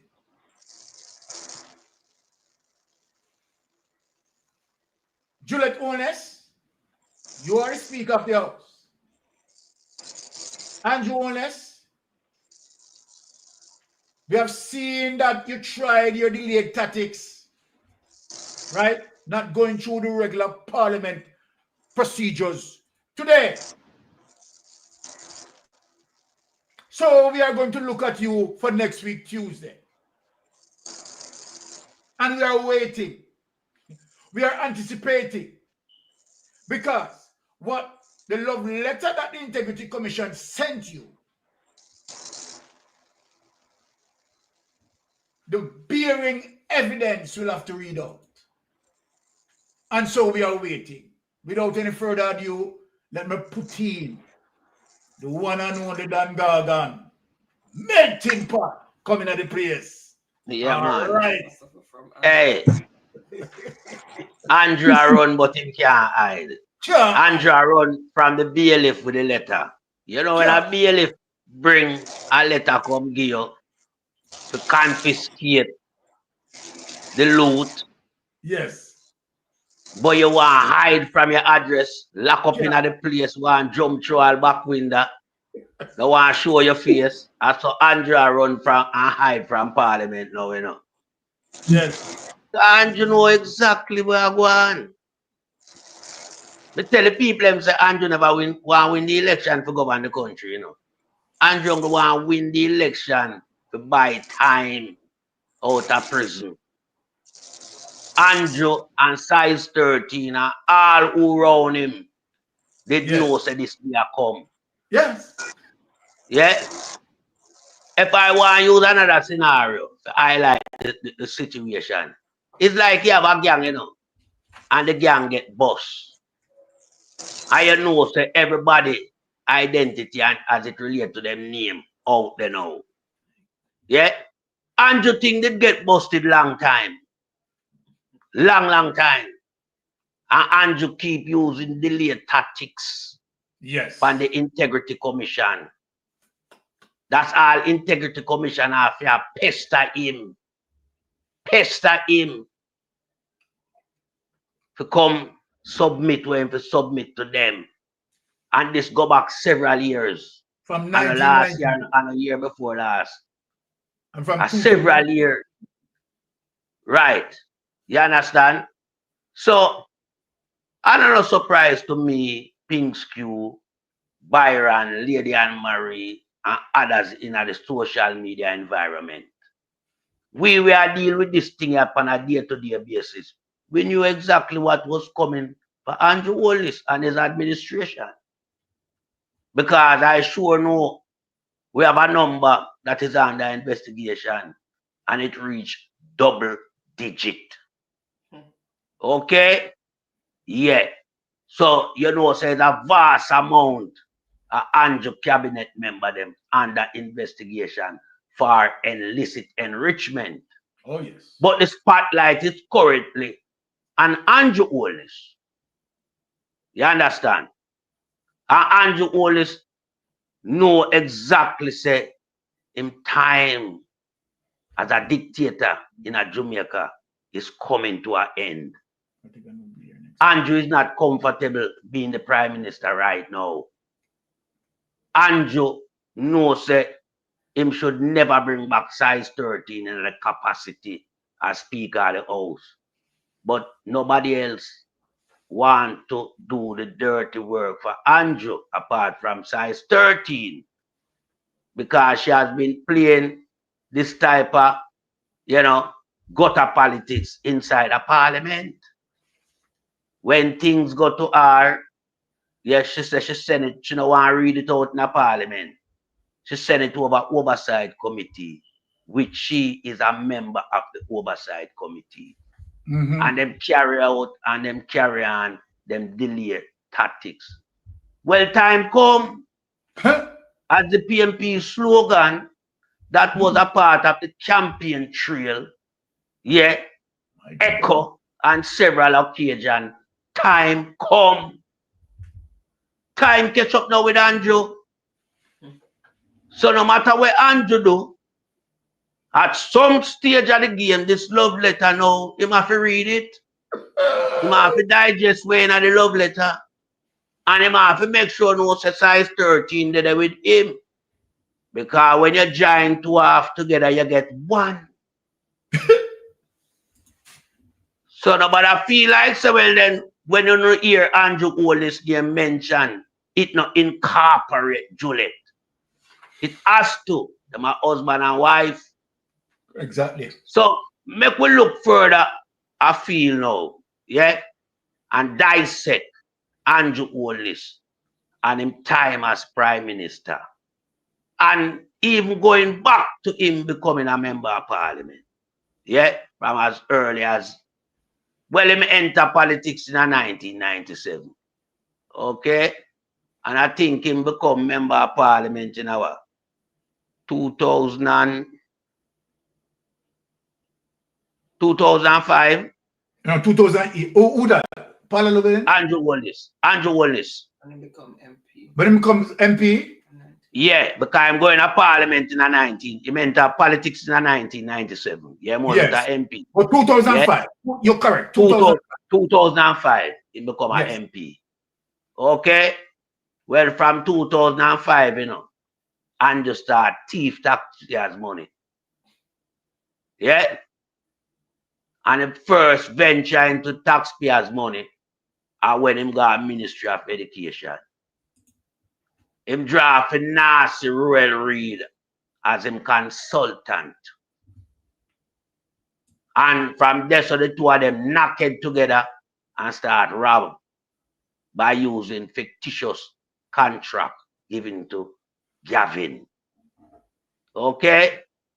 And them start make them money and them start carry out the banky panky. Because I'm award contract to himself and fictitiously. And you know that a nepotism and cronyism right there and then. But through Andrew feel like so well then him are the greatest chess player. And him not only one step ahead, but 2 and 3 steps ahead of the game. Him continue. And even when Andrew was being reminded of the fact that society is aware of his hanky-panky, did Andrew desist? No, him ramp it up even more. Him ramp it up even more. Because Andrew's endeavor was to amass wealth upon wealth that does not leave him in the category of millionaire, but billionaire. And one, for a better phrase, super billionaire. This is why Andrew's lifestyle is so lavish. His house on Beverly Hills, enormous for 4 people. Yeah? And when me, as poor people, the grudge Andrew Holness for him house. Me, I use a phrase where in terms say no grudge poor people for them castle. Well, me no grudge him for that. What me no like with Andrew the fact of how him get that. Definitely. You understand? It's not what you do. It's how you do it. That is my problem. If you can work and enrich yourself through your salary package, fine. But do not fleece the public money to enrich yourself. Do not go beyond and above what you know you require to do. So me no want my Prime Minister involved in no form of them hanky-panky thing where we know Andrew involved in like Pansy scheme, yeah, shell company, abscond from paying tax to your you know tax compliance needs where you're supposed to conduct in the country, yeah. and also the way you run the country. We see under Andrew administration, all drugs become prevalent in our society, and them just say nothing. Yeah. We see say Andrew have 28 bank account, what can go so, and there is more to reveal. Yeah. We see 473 million in our guy account, with 273 million dumping it in our time when the world locked down. What can go so? We see this guy open a bank account with zero money to open the account. What can go so? And the list goes on and on and on. Yes. You understand? So we know Andrew have to meet him demise at some stage of the game, you know, where I play. Because Andrew play a game. You understand? We know that the day did have to come. So when Andrew knows him love letter, there him address, but him no one guy him address, him hide from the address as it relates to Parliament. Me don't know where Andrew think. Andrew, how long you think you can run?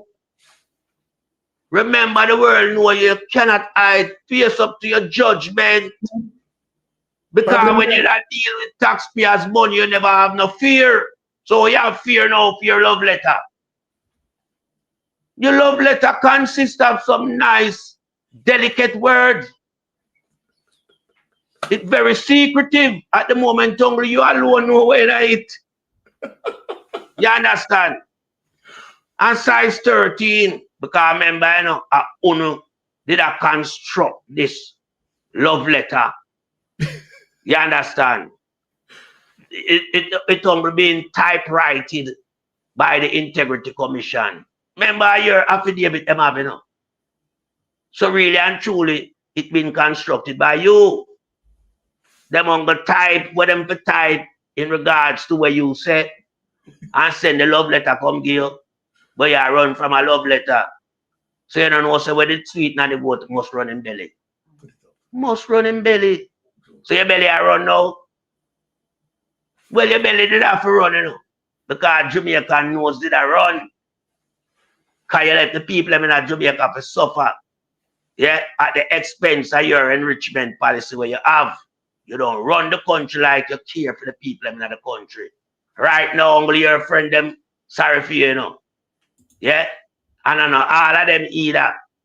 Because you have some real solid GLP supporter out there where you can't stop them from support the party with them like. But you know what them have? Them have patriotism for Jamaica. Yeah? Them are decent labor rights. Them don't like your behavior. Because you put them party in a spotlight that will ever be shining on the Labour Party till thy kingdom come. This party is the only party that administrates on this high level of corruption and thievery from the taxpayers.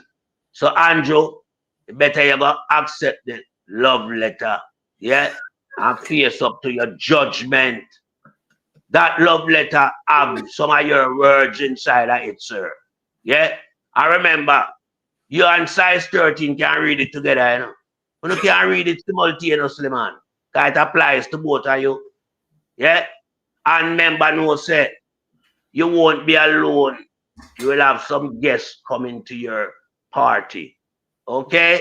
Whether it's a baby shower you're having or whatever, I don't know. But you'll have about 10 more guests coming there with you. Or even more too. Because there's also 34 other people from civil society that is linked to the same type of practice. So that is a whole bunch of will be down there. Yeah, but they are starting with you. You are the prime suspect. I yield back the floor. Melting pot. I am telling you, trust me, love the fire. But you know, the question that we are asking right now, right? I mean, if Andrew Llewellyn did not steal, right, the general election, and as it relates to his constituents, why are they now, as it relates to Jamaica Labour Party supporters, talking to Paul Buchanan, sorry, right, to drop the case and try to intimidate him. No.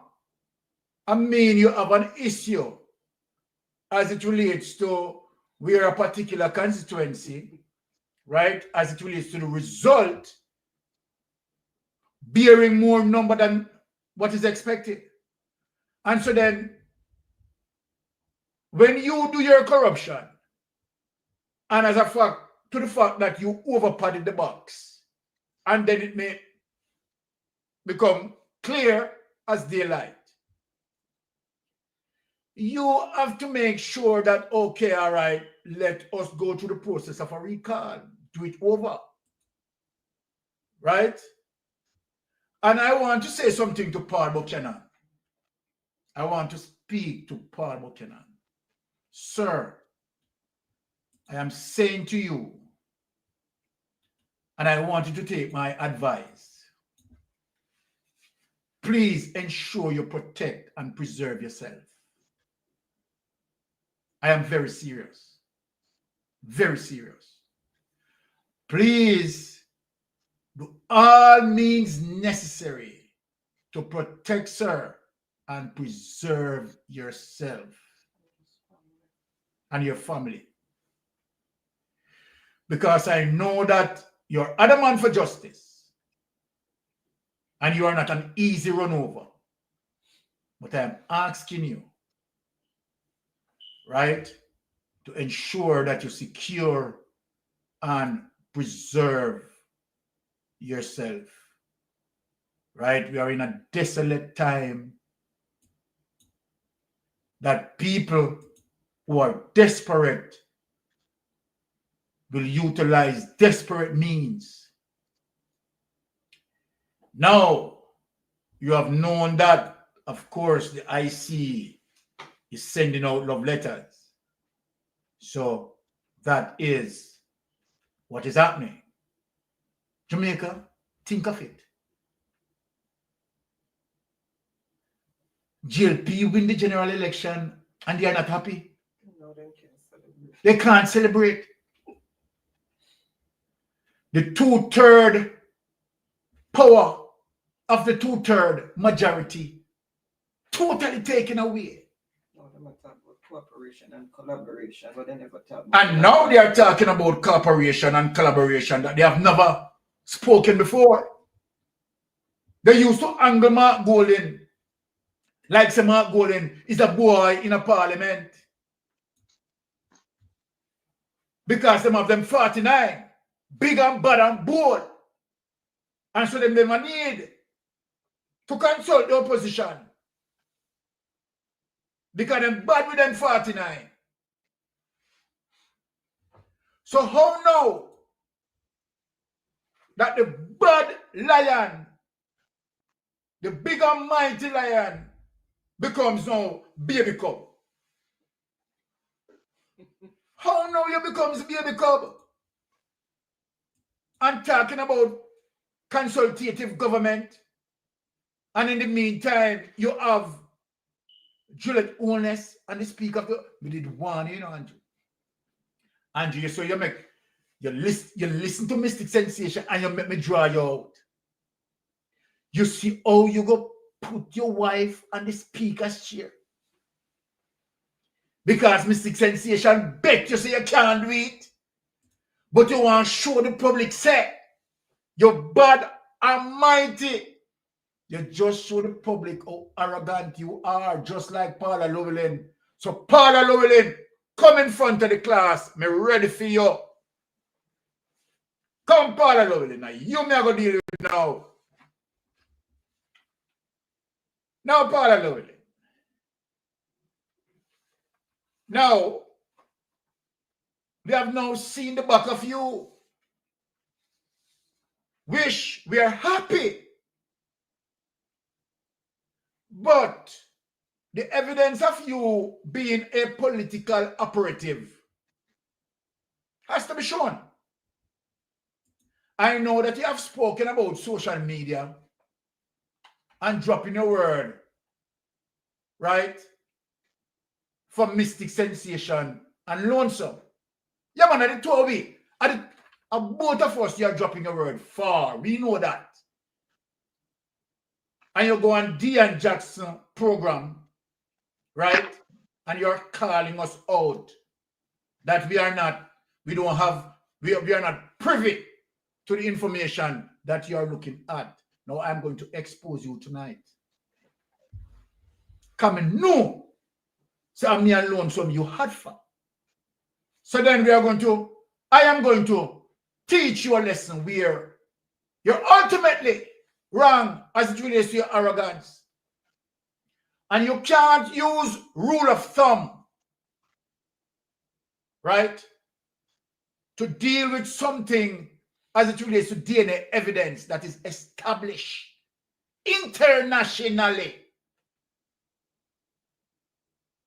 You can't use rule of thumb because, okay, you with your arrogance believe that, okay, this is how it ought to be. DNA evidence is well established. Now, look how I'm just going to deal with you decently and show the people indeed that you are corrupted. And I thought Dean Jackson would have used another perfect example to put you in the corner where you can't slide out. But I'm going to put you into that corner tonight where you cannot slide. Now, watch this. Let us go back through the tapes where you are concerned. TikTok, Jamaica, Paula versus Dean Jackson. Let us listen to you, Paula. And I'm going to expose you. Yeah. Because remember, your focus. Yes, click on. Did it have anything to do with your confidence as to whether you could acquit yourself and the office? Who are you speaking to? Who are you speaking to? For the highest This is Mrs. Jackson Miller, and I'm going to say counsel. We have not had the opportunity to meet in court, but then the matters that I would meet in, you have not been in any of them, and I would never indicate that it's because you lack confidence. So let us really be factual here. No, I'm asking a question. You know. I am saying it did not have any. Well, let me tell you, you're a junior counsel to me. You're a junior counsel to me. Right now, I would never think that because you have not appeared in a gang case or you have not appeared in a complex matter in the Court of Appeal, it's because you lack the confidence. No, what you're doing now is relegating me to junior counsel when I'm asking you the question as a senior journalist. All right. It had nothing to do with that. It had nothing to do with that. It is just that in matters where I could have, my responsibilities were of such that it would have been better to brief counsel in England, which is what we did. All right. Wonderful performance from Dean Jackson. Pulling out and establish Paula Llewellyn arrogance.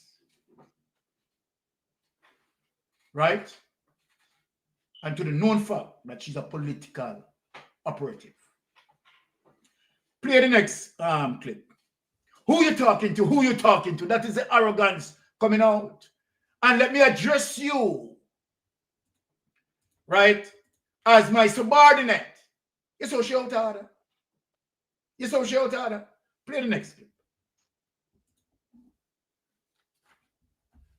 Out of our place. Couple of things. Because you're being respectfully a little bit dismissive there of critics. I'm not being dismissive. Couple of things. Because you're being respectfully a little bit dismissive there of critics. I'm not being dismissive, but this was not coming from the social media massive alone. A lot of this was coming from learned people with lots of legal who had read the file in the community. Had they read the file? But you yourself use the word that did any of the persons giving the criticism? Come on. I came here in peace. Did any of these persons criticize it? Yes or no? Did any of them read the file?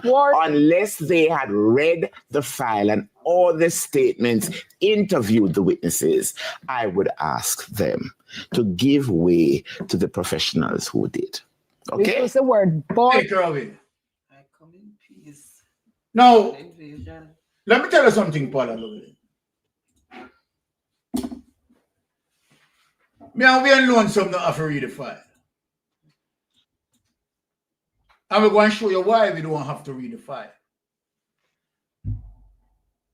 Now, I am going to critique you constructively. How am I going to do that? I am going to show Jamaican people the significance of DNA evidence and define it to Jamaican people. To show you that the stand that you had taken, you're definitely wrong. You can challenge DNA evidence. So although you claim that you're king counsel, let me teach you tonight. You can challenge DNA evidence, and if any other lawyer listen to me, right? Based on procedural law. So let me get into it for you. So what am I talking about? In terms of the collection of DNA evidence, blood sample, ear sample, saliva or any bodily fluids, the collection of that is very important. So it has to be collected as according to procedural law, the way how it ought to be collected. So collection is one thing, and storage is another. Upon the collection and the storage, how it is being stored, so that properties within the DNA evidence is not being breaking down. And so then it lost or lose its tangibility. Paula Llewellyn, you challenge this DNA evidence by saying that the victim and the so-called defendant, the faces of the defendant was inches away. Let me teach you now, Paula Llewellyn. Did you bear in mind, as it relates to the time when the incident occurred? One, how properly lit the area was, so that if it was well lit, then the probability of the person identifying the person because the location was well lit, then that's another thing. And because I am not reading the transcript, did you bear these things in mind? That for one, as it relates to the identification of defendant A, was the area well lit so that the lighting providing within that circumstances, that person could be clearly identified? That is one consideration. That is one consideration. Now, let me show you something as it relates to DNA evidence, because I'm going to go further with you and show you where you're absolutely wrong. Now, lift up DNA evidence. Critical to convict and critical to exonerate. Let us show the people what is DNA evidence. That is how we teach the people. So because me beat you so much in social media, me alone some beat you so much in the social media, you run a try to poke us. You're petty. Let us show you what is DNA evidence. Here it is, Paula Llewellyn. A simple guide to DNA evidence. Let me give you the introduction. The establishment of DNA analysis within the criminal justice system in the mid-1980s revolutionized the field of forensic science. with subsequent refinement of DNA analysis methods in crime laboratories, even minute amounts of blood, amounts of blood, saliva, semen, and when we talk about semen, this is where, Paula Llewellyn, you're totally gone wrong. Because in terms of that sexual, right, encounter, that sexual encounter, right, semen, right, might be would passed between both parties. Certain abrasions would have been there as well. Skin cells or other biological material may be used to develop investigative leads. Link Paula Llewellyn, a perpetrator or victim, to a crime scene, or confirm or disprove an account of the crime. Because of the accuracy and reliability of forensic DNA analysis, this evidence has also become an invaluable tool for exonerating, Paula Llewellyn, individuals who have been wrongfully, Paula Llewellyn, convicted. Take that away. So when me come to beat you, me no come to beat you with pasa. Me come to beat you with material evidence. That on know what basis? As it relates to the credibility of DNA evidence, that you would have denied it on the basis just to say that the victim of this rape, the perpetrator, was inches away from their face. Well, Paula Llewellyn, the reality of the situation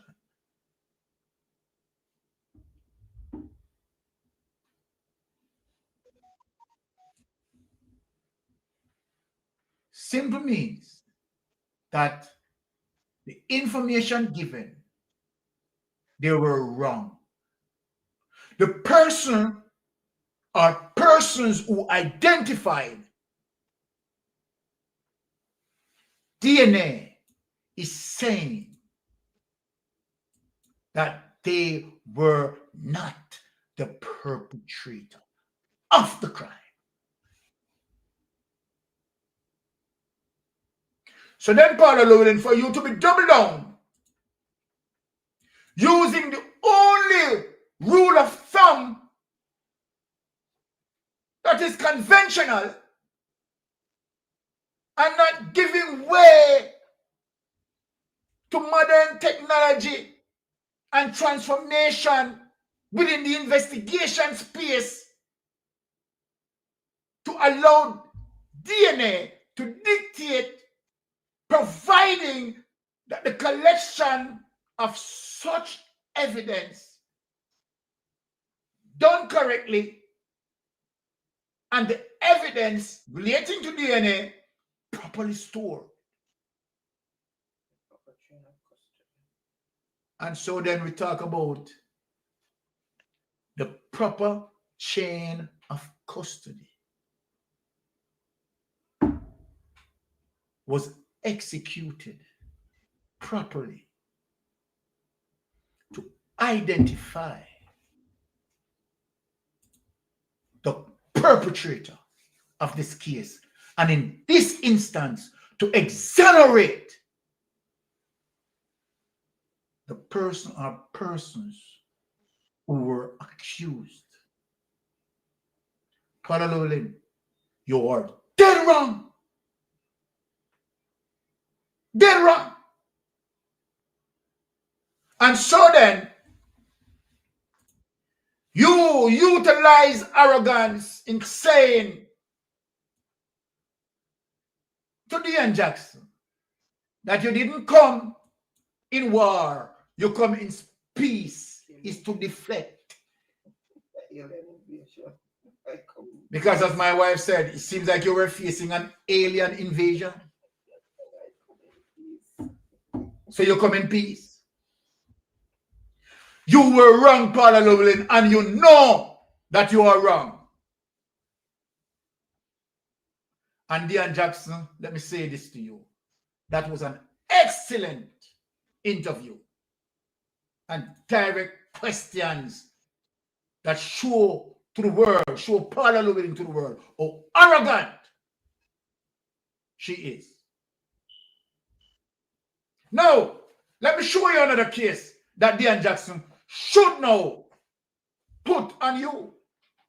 Now, the Vibes Cartel case, Dean Jackson, Paula Llewellyn. Yes. There was an established precedent as it relates to Vibes Cartel case, as it relates to tamper jury. What was that? What was that case, Paula Llewellyn? Which you should have known. But the fact of the matter that you must have your way, utilizing rule of thumb as it relates to not giving way for precedents that's set. So look at this now, Paula. Let me show you the precedents that was set. Now, let us go to former Prime Minister P.J. Patterson. Let us go to the precedents that was set.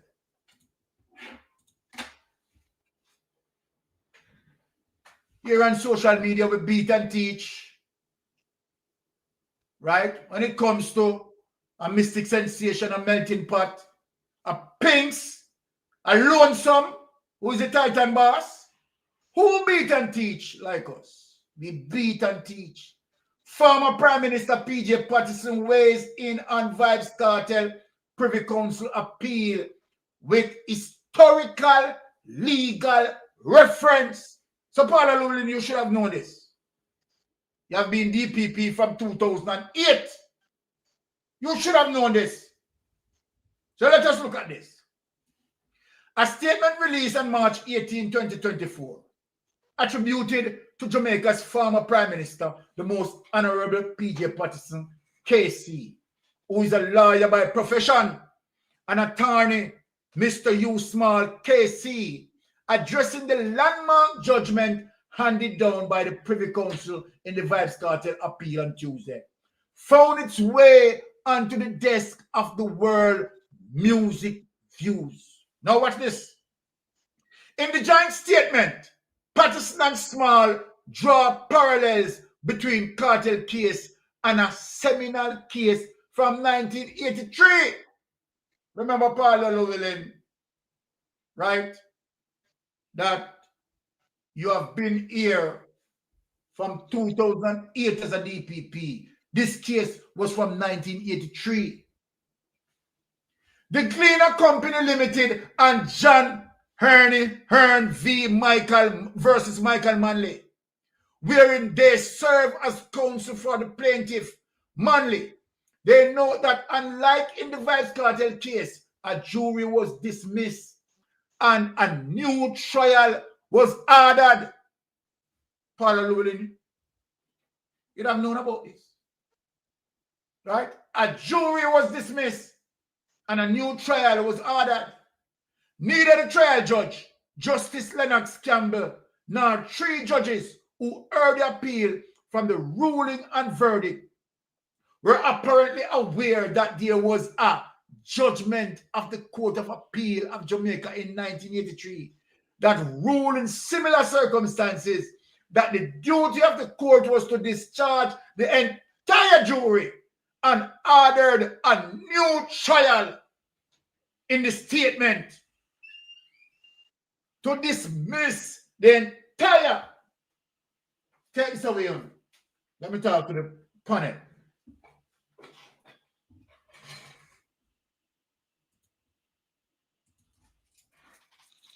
So then, Paula, look at it. We have seen a pattern of behavior as it relates to your judgment. Don't make me have to bring up the FLA case. Because you know that was clear bias and show that you're a political operative. Because Philip Palwell, right, and Patrick Roberts, their guns were lost, right? And you've charged them. You have charged them, Paula Llewellyn. You have charged them. Tam Tavares, and Robert Montague lost 4 guns in total. 2 each. 2 from Tam Tavares and 2 from Robert Montague. And you didn't charge them. So then Dean Jackson should have asked you about that case. Why was it that you chose to charge Patrick Roberts and Philip Palwell for only 2 guns? Let me see. But you chose not to charge Tam Tavares, who are JLP, Robert Montague, who are JLP, for 4 guns in total, missing 2 each. But you charge it 2 PNP. Me no know. Me I look upon it as a, someone who is a critical thinker. I am going to say some level of biasness is there. Without any further ado, just let me just squeeze in melting pot. What you have to say melting pot on this? Well, we all know Sir Paula Llewellyn is not a competent DPP. Yeah? Because our time in office, surrounded with controversy. Yeah? Based on what we know of Paula Llewellyn, ways of administration as a DPP, is one of corruption and misogyny towards people of lesser privilege in society. And, I mean, you just point out a case in point, because if she's not in favor of you, yeah, she will come at you. And if she's in favor of you, she will let you go scot-free. Now, in the case of Patrick Roberts, yeah, and Palwell, they only lost 1 firearm each, but both of them get charged. And in the case of Tam Tavares and Agintai, Robert Montague, them lost 2 each, and them get a scot-free. Look at that. Now, we could look at Ninja Man as another case in point. What did she use to convict Ninja Man? Circumstantial evidence. What can go so? No circumstantial evidence or evidence will carry a content of, you say, me say. You understand? You call that hearsay. Then, nothing of concrete evidence. Yeah? But she said when she put everything together, it formed a circumstantial evidence that would give her, the authority to convict Ninja Man. She did the same thing in a Vibes Cartel case. And she was made to look ordinary when the appeal, was heard in the London Privy Council. And we have many more cases, yeah, where she preside over, yeah, where she rule in favor of justice. So we know the type of person she is. She's a Green Army. She supports, she works for Andrew Holness and the Labour government. And everybody know that. Yeah? And her arrogancy, yeah, resemble her ugliness. Because just hear she talk down to Dean Jackson Miller. Exactly. Saying that, Dean Jackson is a junior counsel and has never dealt with a criminal case. What that have to do with Dean Jackson being a journalist and a critical thinker who understands the circumstance of what she had talked about as it relates to the case with the 2 young men them. Yeah? where even when she get the DNA sample, where proves say, I know the two man them, she still a go ahead. You know, say she a garbage. She a garbage. Because you rightfully say, no, Sir Byron. Yeah, in a place when you properly lit, you know, and a person I go tell you, say, them can give you a full extent of the person, you know, appearance and what them look like. I find that to be totally unacceptable. Exactly. The place would have a properly lit where Mr. said, well, yes, the person could have really discern who the person is in terms of what the person look like. But in a place when a properly lit, you have to use your wit and say, well, you know, me need more than this because, I mean, based on what I'm looking at in terms of the background of the place, not properly lit, I'm not sure you can really discern who the perpetrator was. Yeah? So if you now get a thing like DNA sample, where you know say DNA are the modern technology to convict people, all when you know see them I do the act. But once them DNA is found at the place that you are investigating, then you know you can tie them to that location. But she go against all DNA. Because when you come from a less privileged background, you know, this woman has trampled over you for make up for last time for the high profile people that much let go. Because she have conviction on her resume. But who you convict? The innocent. And the people where you convict, you let them go because them belongs to a higher bracket of society. No, we can't have DPP like that. I'm to show you when Diane wall her, you know, and start knock her, you know. Yeah. She get upset. She get upset. So here is Diana said to her now that she has been dismissive. She said no. But yes, she was being dismissive of what Diane Jackson Miller said to her. So for sure you how she lie and stupid. Everybody listening to the interview must can hear, sir. Yeah, dismiss what Diane Jackson Miller said. But when Diane Jackson Miller point out that to you, yeah, say you're not being dismissive. You know, say Paula is idiot and lunatic. Paula is an idiot and a lunatic, you know. And what make Paula to be of that individual is the fact that she wrapped herself in corruption. So she never practiced her profession. So she don't develop a standard that, you know, go before her where people know say, yes, is a reputable DPP. That everybody knows that she's not reputable. She full of shit. That's all me know Paula's Llewellyn full of shit. You understand? As it relates to corruption, Paula backed the government of the day, the Labour Party, with Andrew Wallace. Yeah? Enough case go before her with them people there. Yeah? Look on James Roberts' case. Yeah? With the former acting commissioner, Les Green. Yeah? Speaking to the Miami Times. Yeah? Where we come at that? Paula neglect to deal with that. She never formed no collaboration with Les Green. True. But yet still we hear she talk about say, you know, them people and she supposed to work in collaboration. But when time come, she now work with Les Green.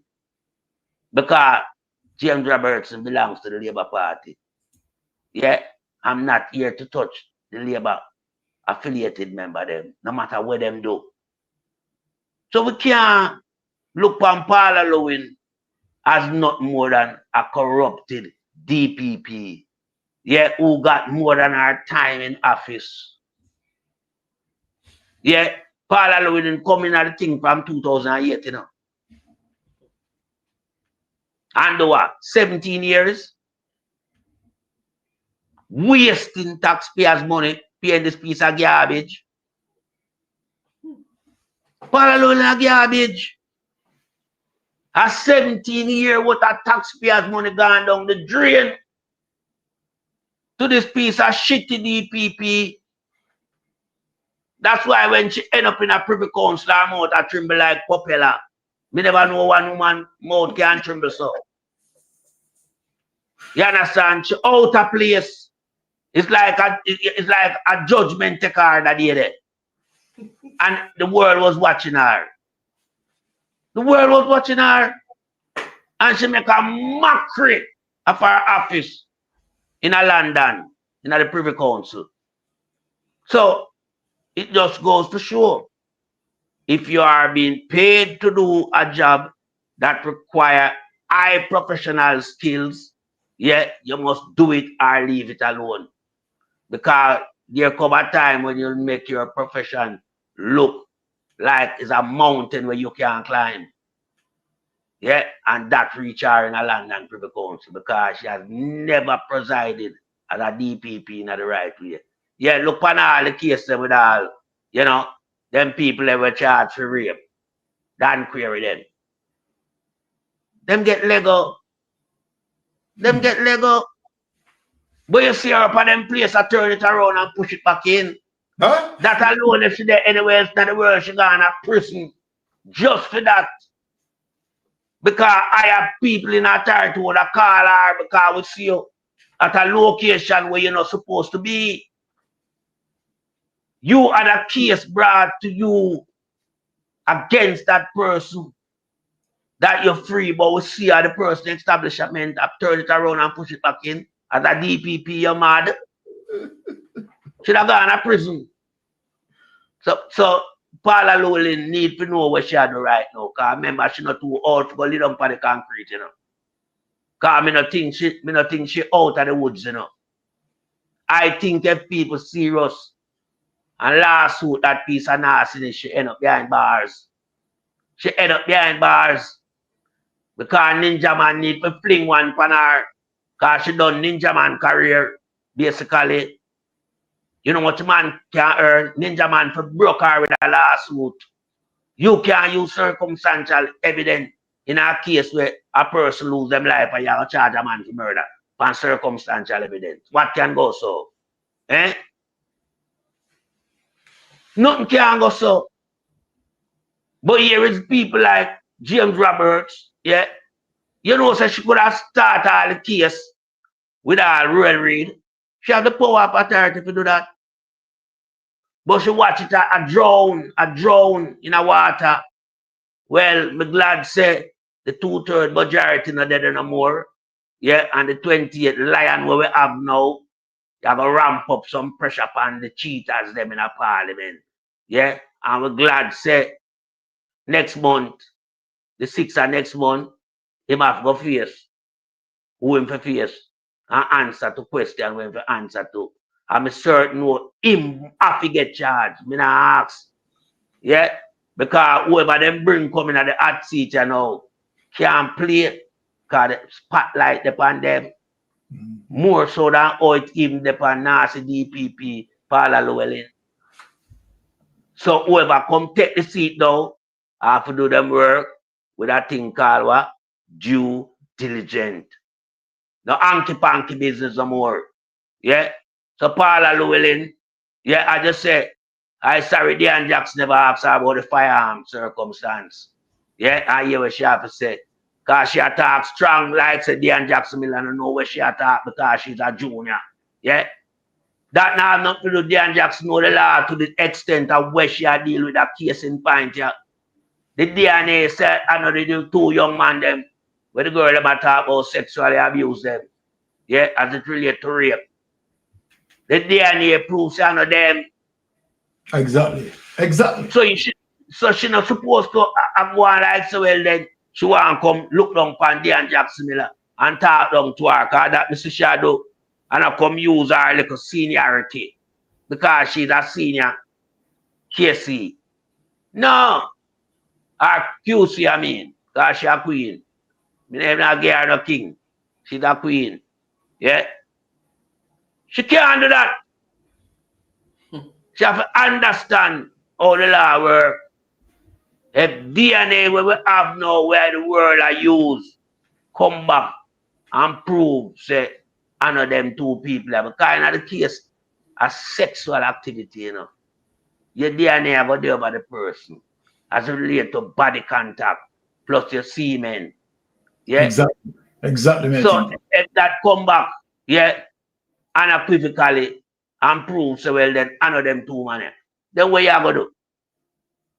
As a DPP, you're supposed to apologize to the people and set them free. That's what you're supposed to do. Yeah. And then you're supposed to file a compensation package to the people them too. You can't just dismiss the case. So you don't have to get some farmer I look after as it relates to expense, so they may not spend and things like that. It have to go back to them. Plus some package of compensation and stop your foolishness, and I yield back the floor. Wonderful, wonderful. I tell you, when the melting pot is punching, melting pot are punching, and when the melting pot burn red like fire, who we call in to cool down the pot? The lioness from the west. All right.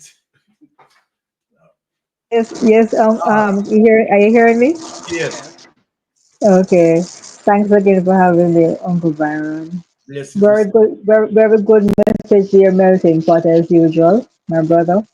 The point I would like to make, now that she's leaving the office finally, what was the purpose of her going on the Jackson's Miller's program to do an interview? What's her purpose? Just go pack your bag and leave. We never want to see you again.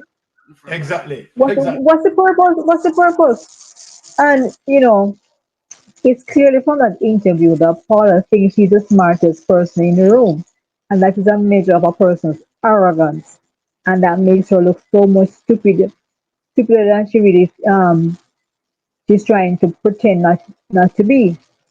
No, Paula is from her behavior for years of being a DPP. She's basically, you can see that she works on classism.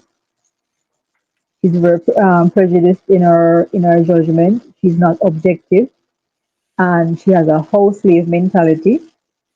And she's basically a criminal woman pretending to be a DPP, as far as I'm concerned, because her track record shows it.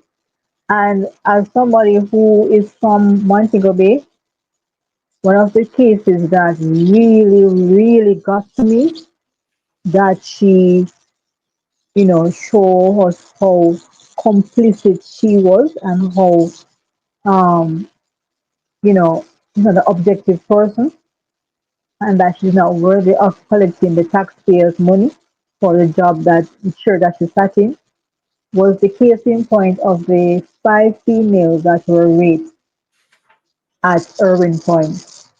In the year 2012, it happened, right? When the incident happened around 10:30 in the night, and one of the females in the incident was a young child, 8 years old, right? Guns was used at the when the crime was committed. More than one person committed the crime, and the child died. The entire Montego Bay, the entire of Jamaica was mourning this child's loss of life, because after she was brutally raped, she was ravished in such a way that it caused her to die.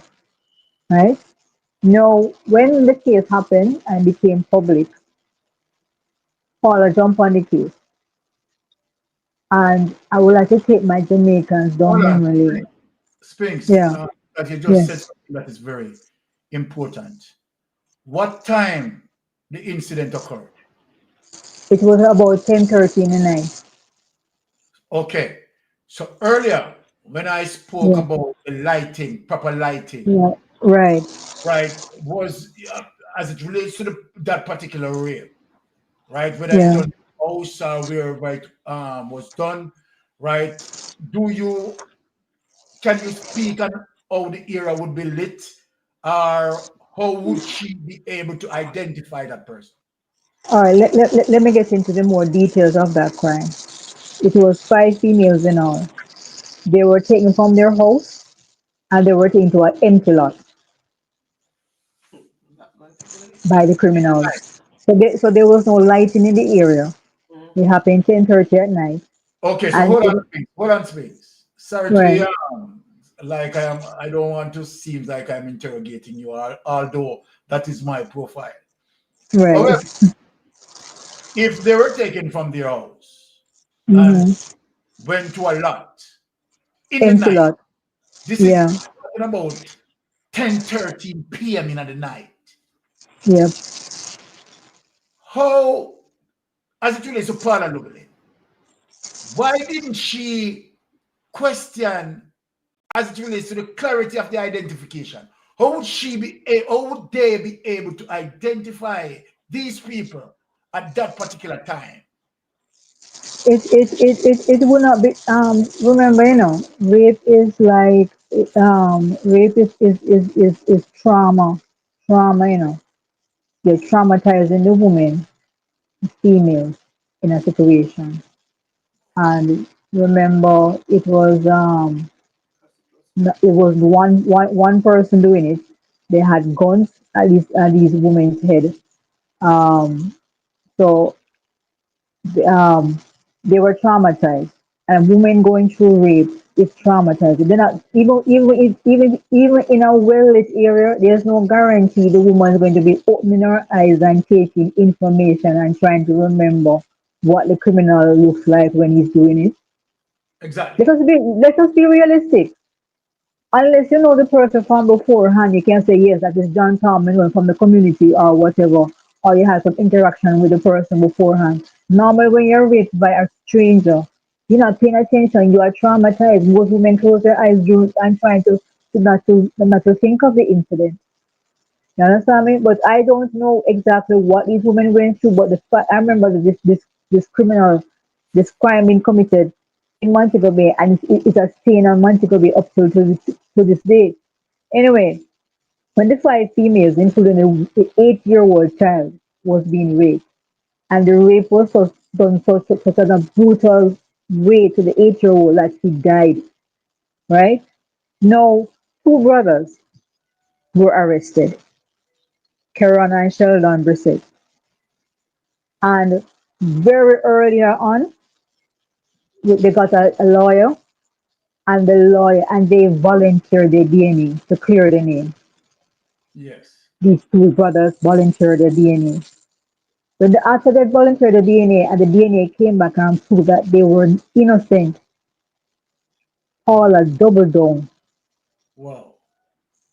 Had these two young men lavished in prison, in jail for 1 year straight, no bail, right?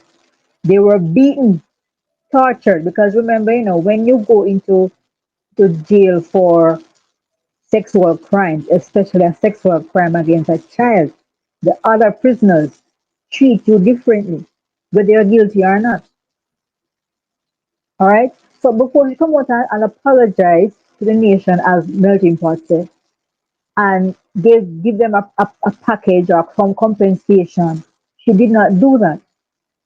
All right. So these young men lavished in jail for over a year. And firearm charges was also levied at them. Okay. Now after all of this, right? And the case went to court. The case was delayed twice. Case was delayed twice. So every time, because according to her, they were not ready to try the case. You have a DNA that cleared these two young men, and you are not ready to try the case for two different court dates. Well, on the things, just like our parliament not ready for read the integrity commission letter. Okay, yeah.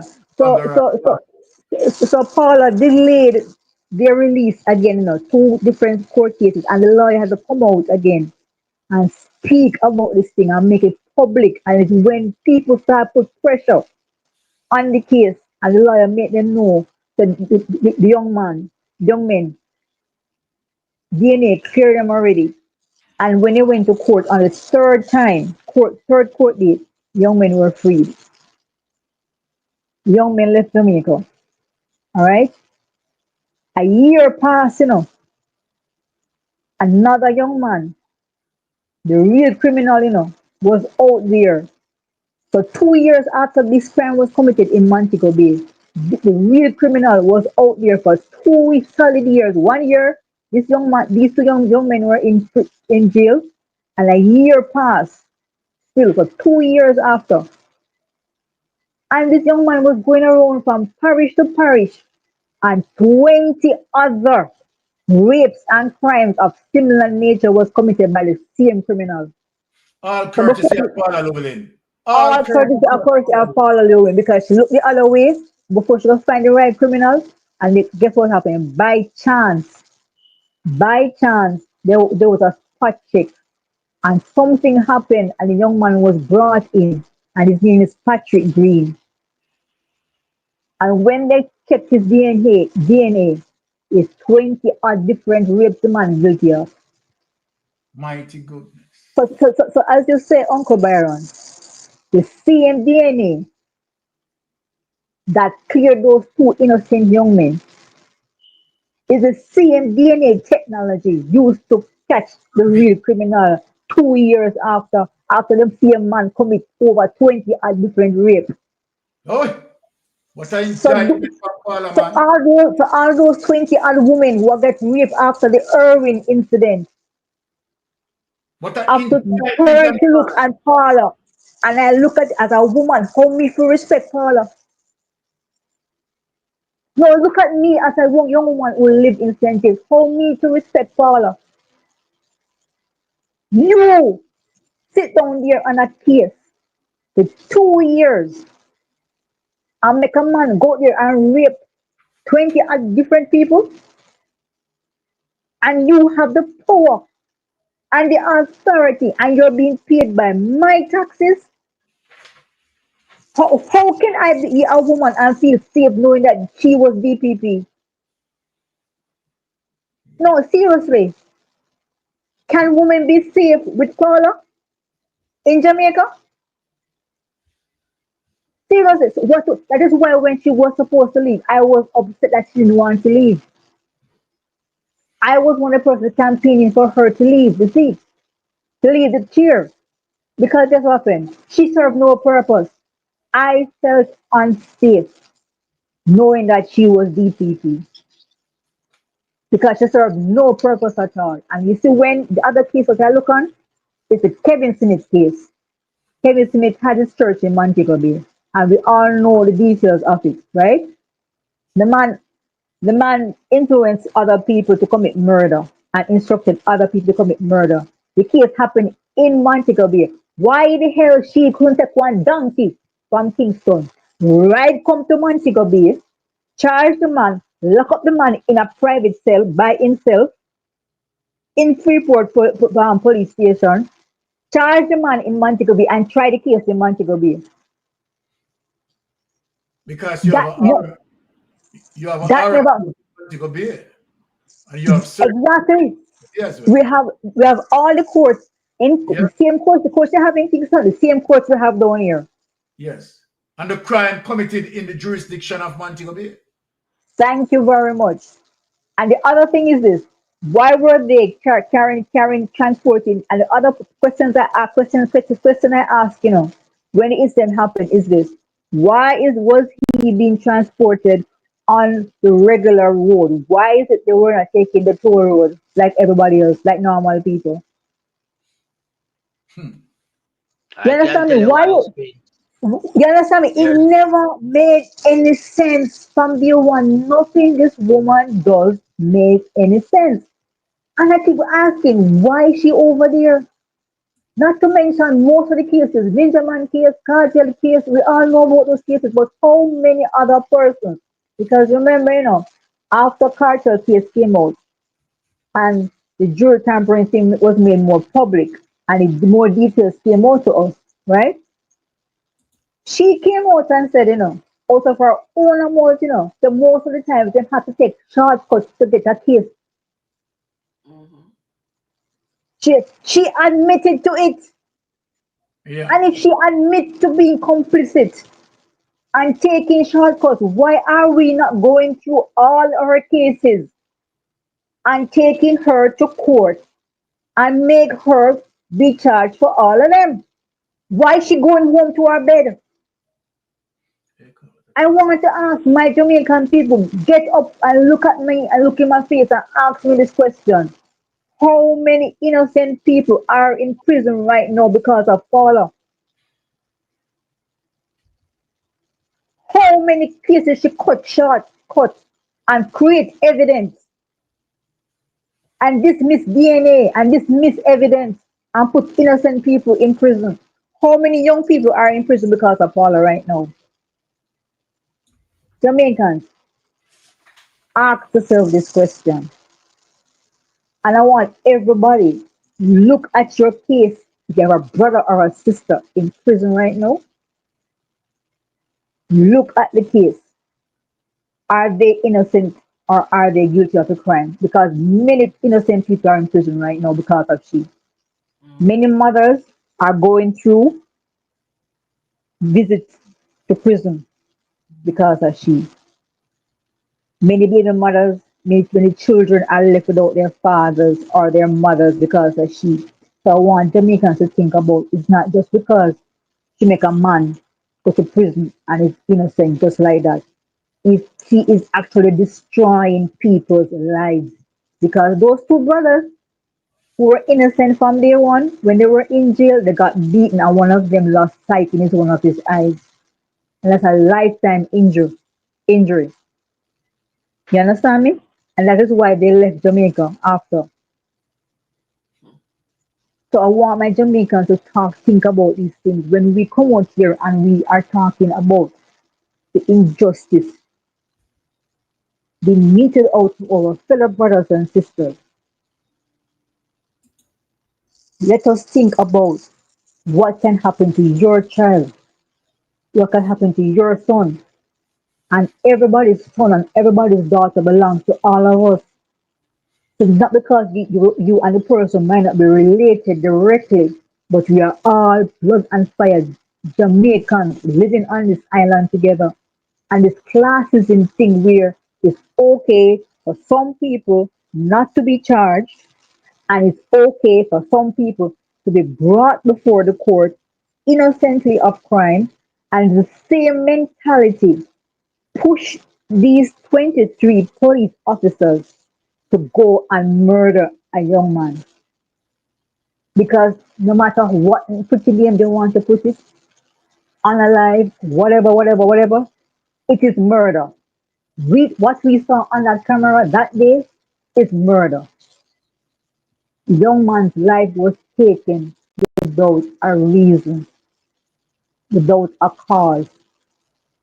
A mother is going to bury their son without a reason, without a cause, and she's probably not understanding what our young.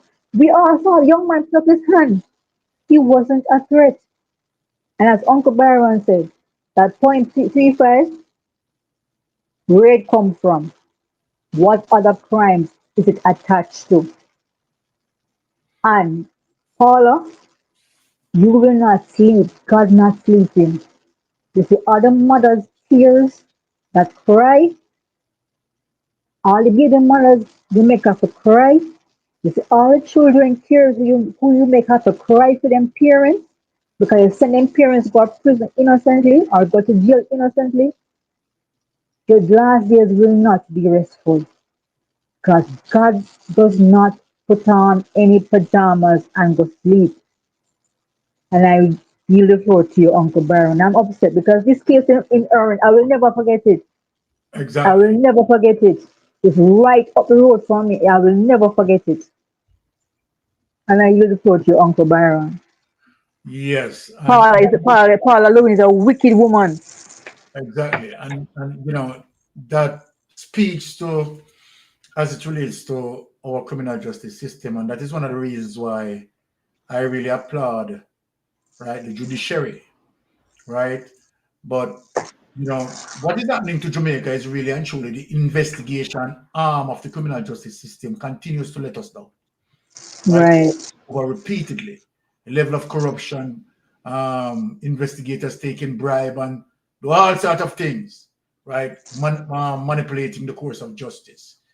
So I think that is where we are going to come to an end tonight. I'm going to ask Brother Melting Pot to close us out. Brother Melting Pot.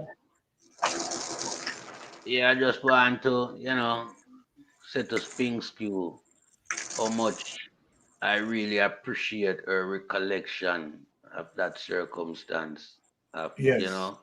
these two men on that night, and the way she, reframe it. It's like we are actually there. And for sure, Paula Llewellyn, yeah, is just an arrogant, ugly-looking DPP that our taxpayers' money have gone down the drain to pay her for 17 years of incompetent work. And I mean, as Pingskew rightfully said, a lot of family need to sue Paula Llewellyn. Even these two young men, especially the one that now has a permanent, damage to one of his eyes.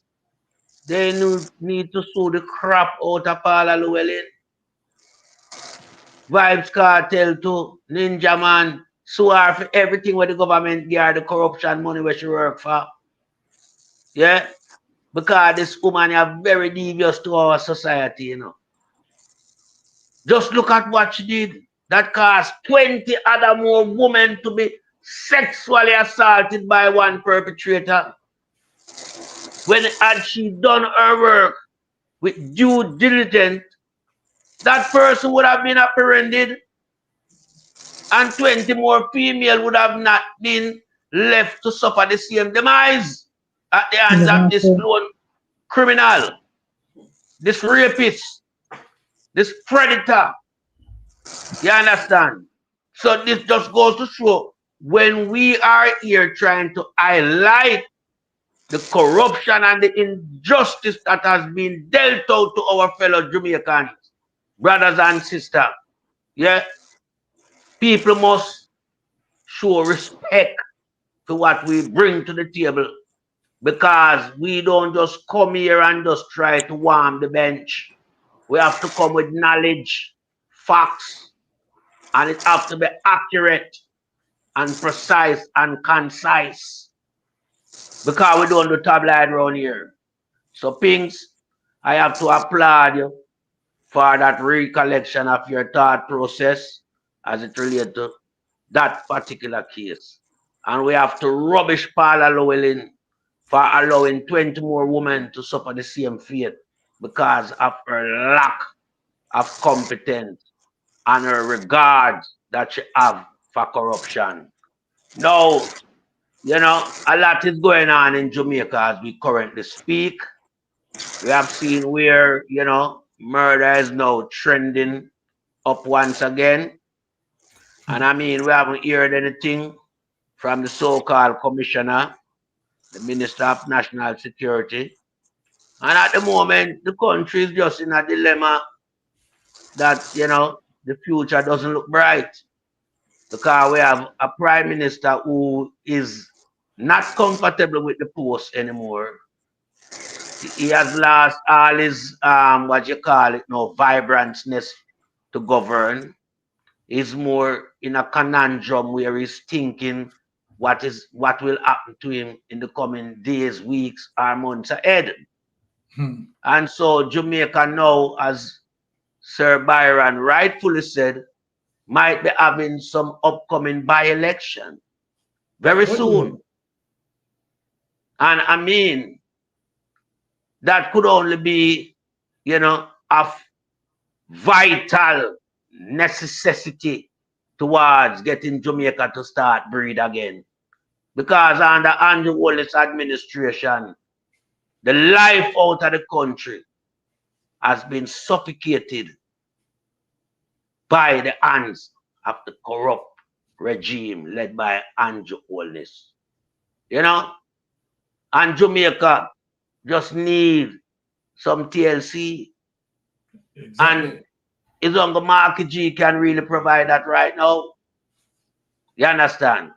We have several corrupted people in Jamaica that need to leave our shores, because they are here to aid and abetted Andrew Wallace and his corruption agenda.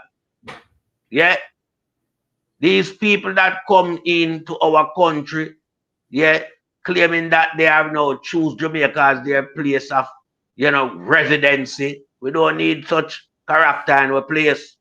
We don't need anyone to facilitate, corruption and to steal election. And I'm asking the powers that be that need to shine the spotlight on that such individual, Dushan Shavadia. Yeah? Oh. Because we cannot have this man harboring in our society along with some more other cronies, yeah, that come into our place, yeah, seeking to get citizenship and not going through it the correct way, getting business license to operate without being properly vetted.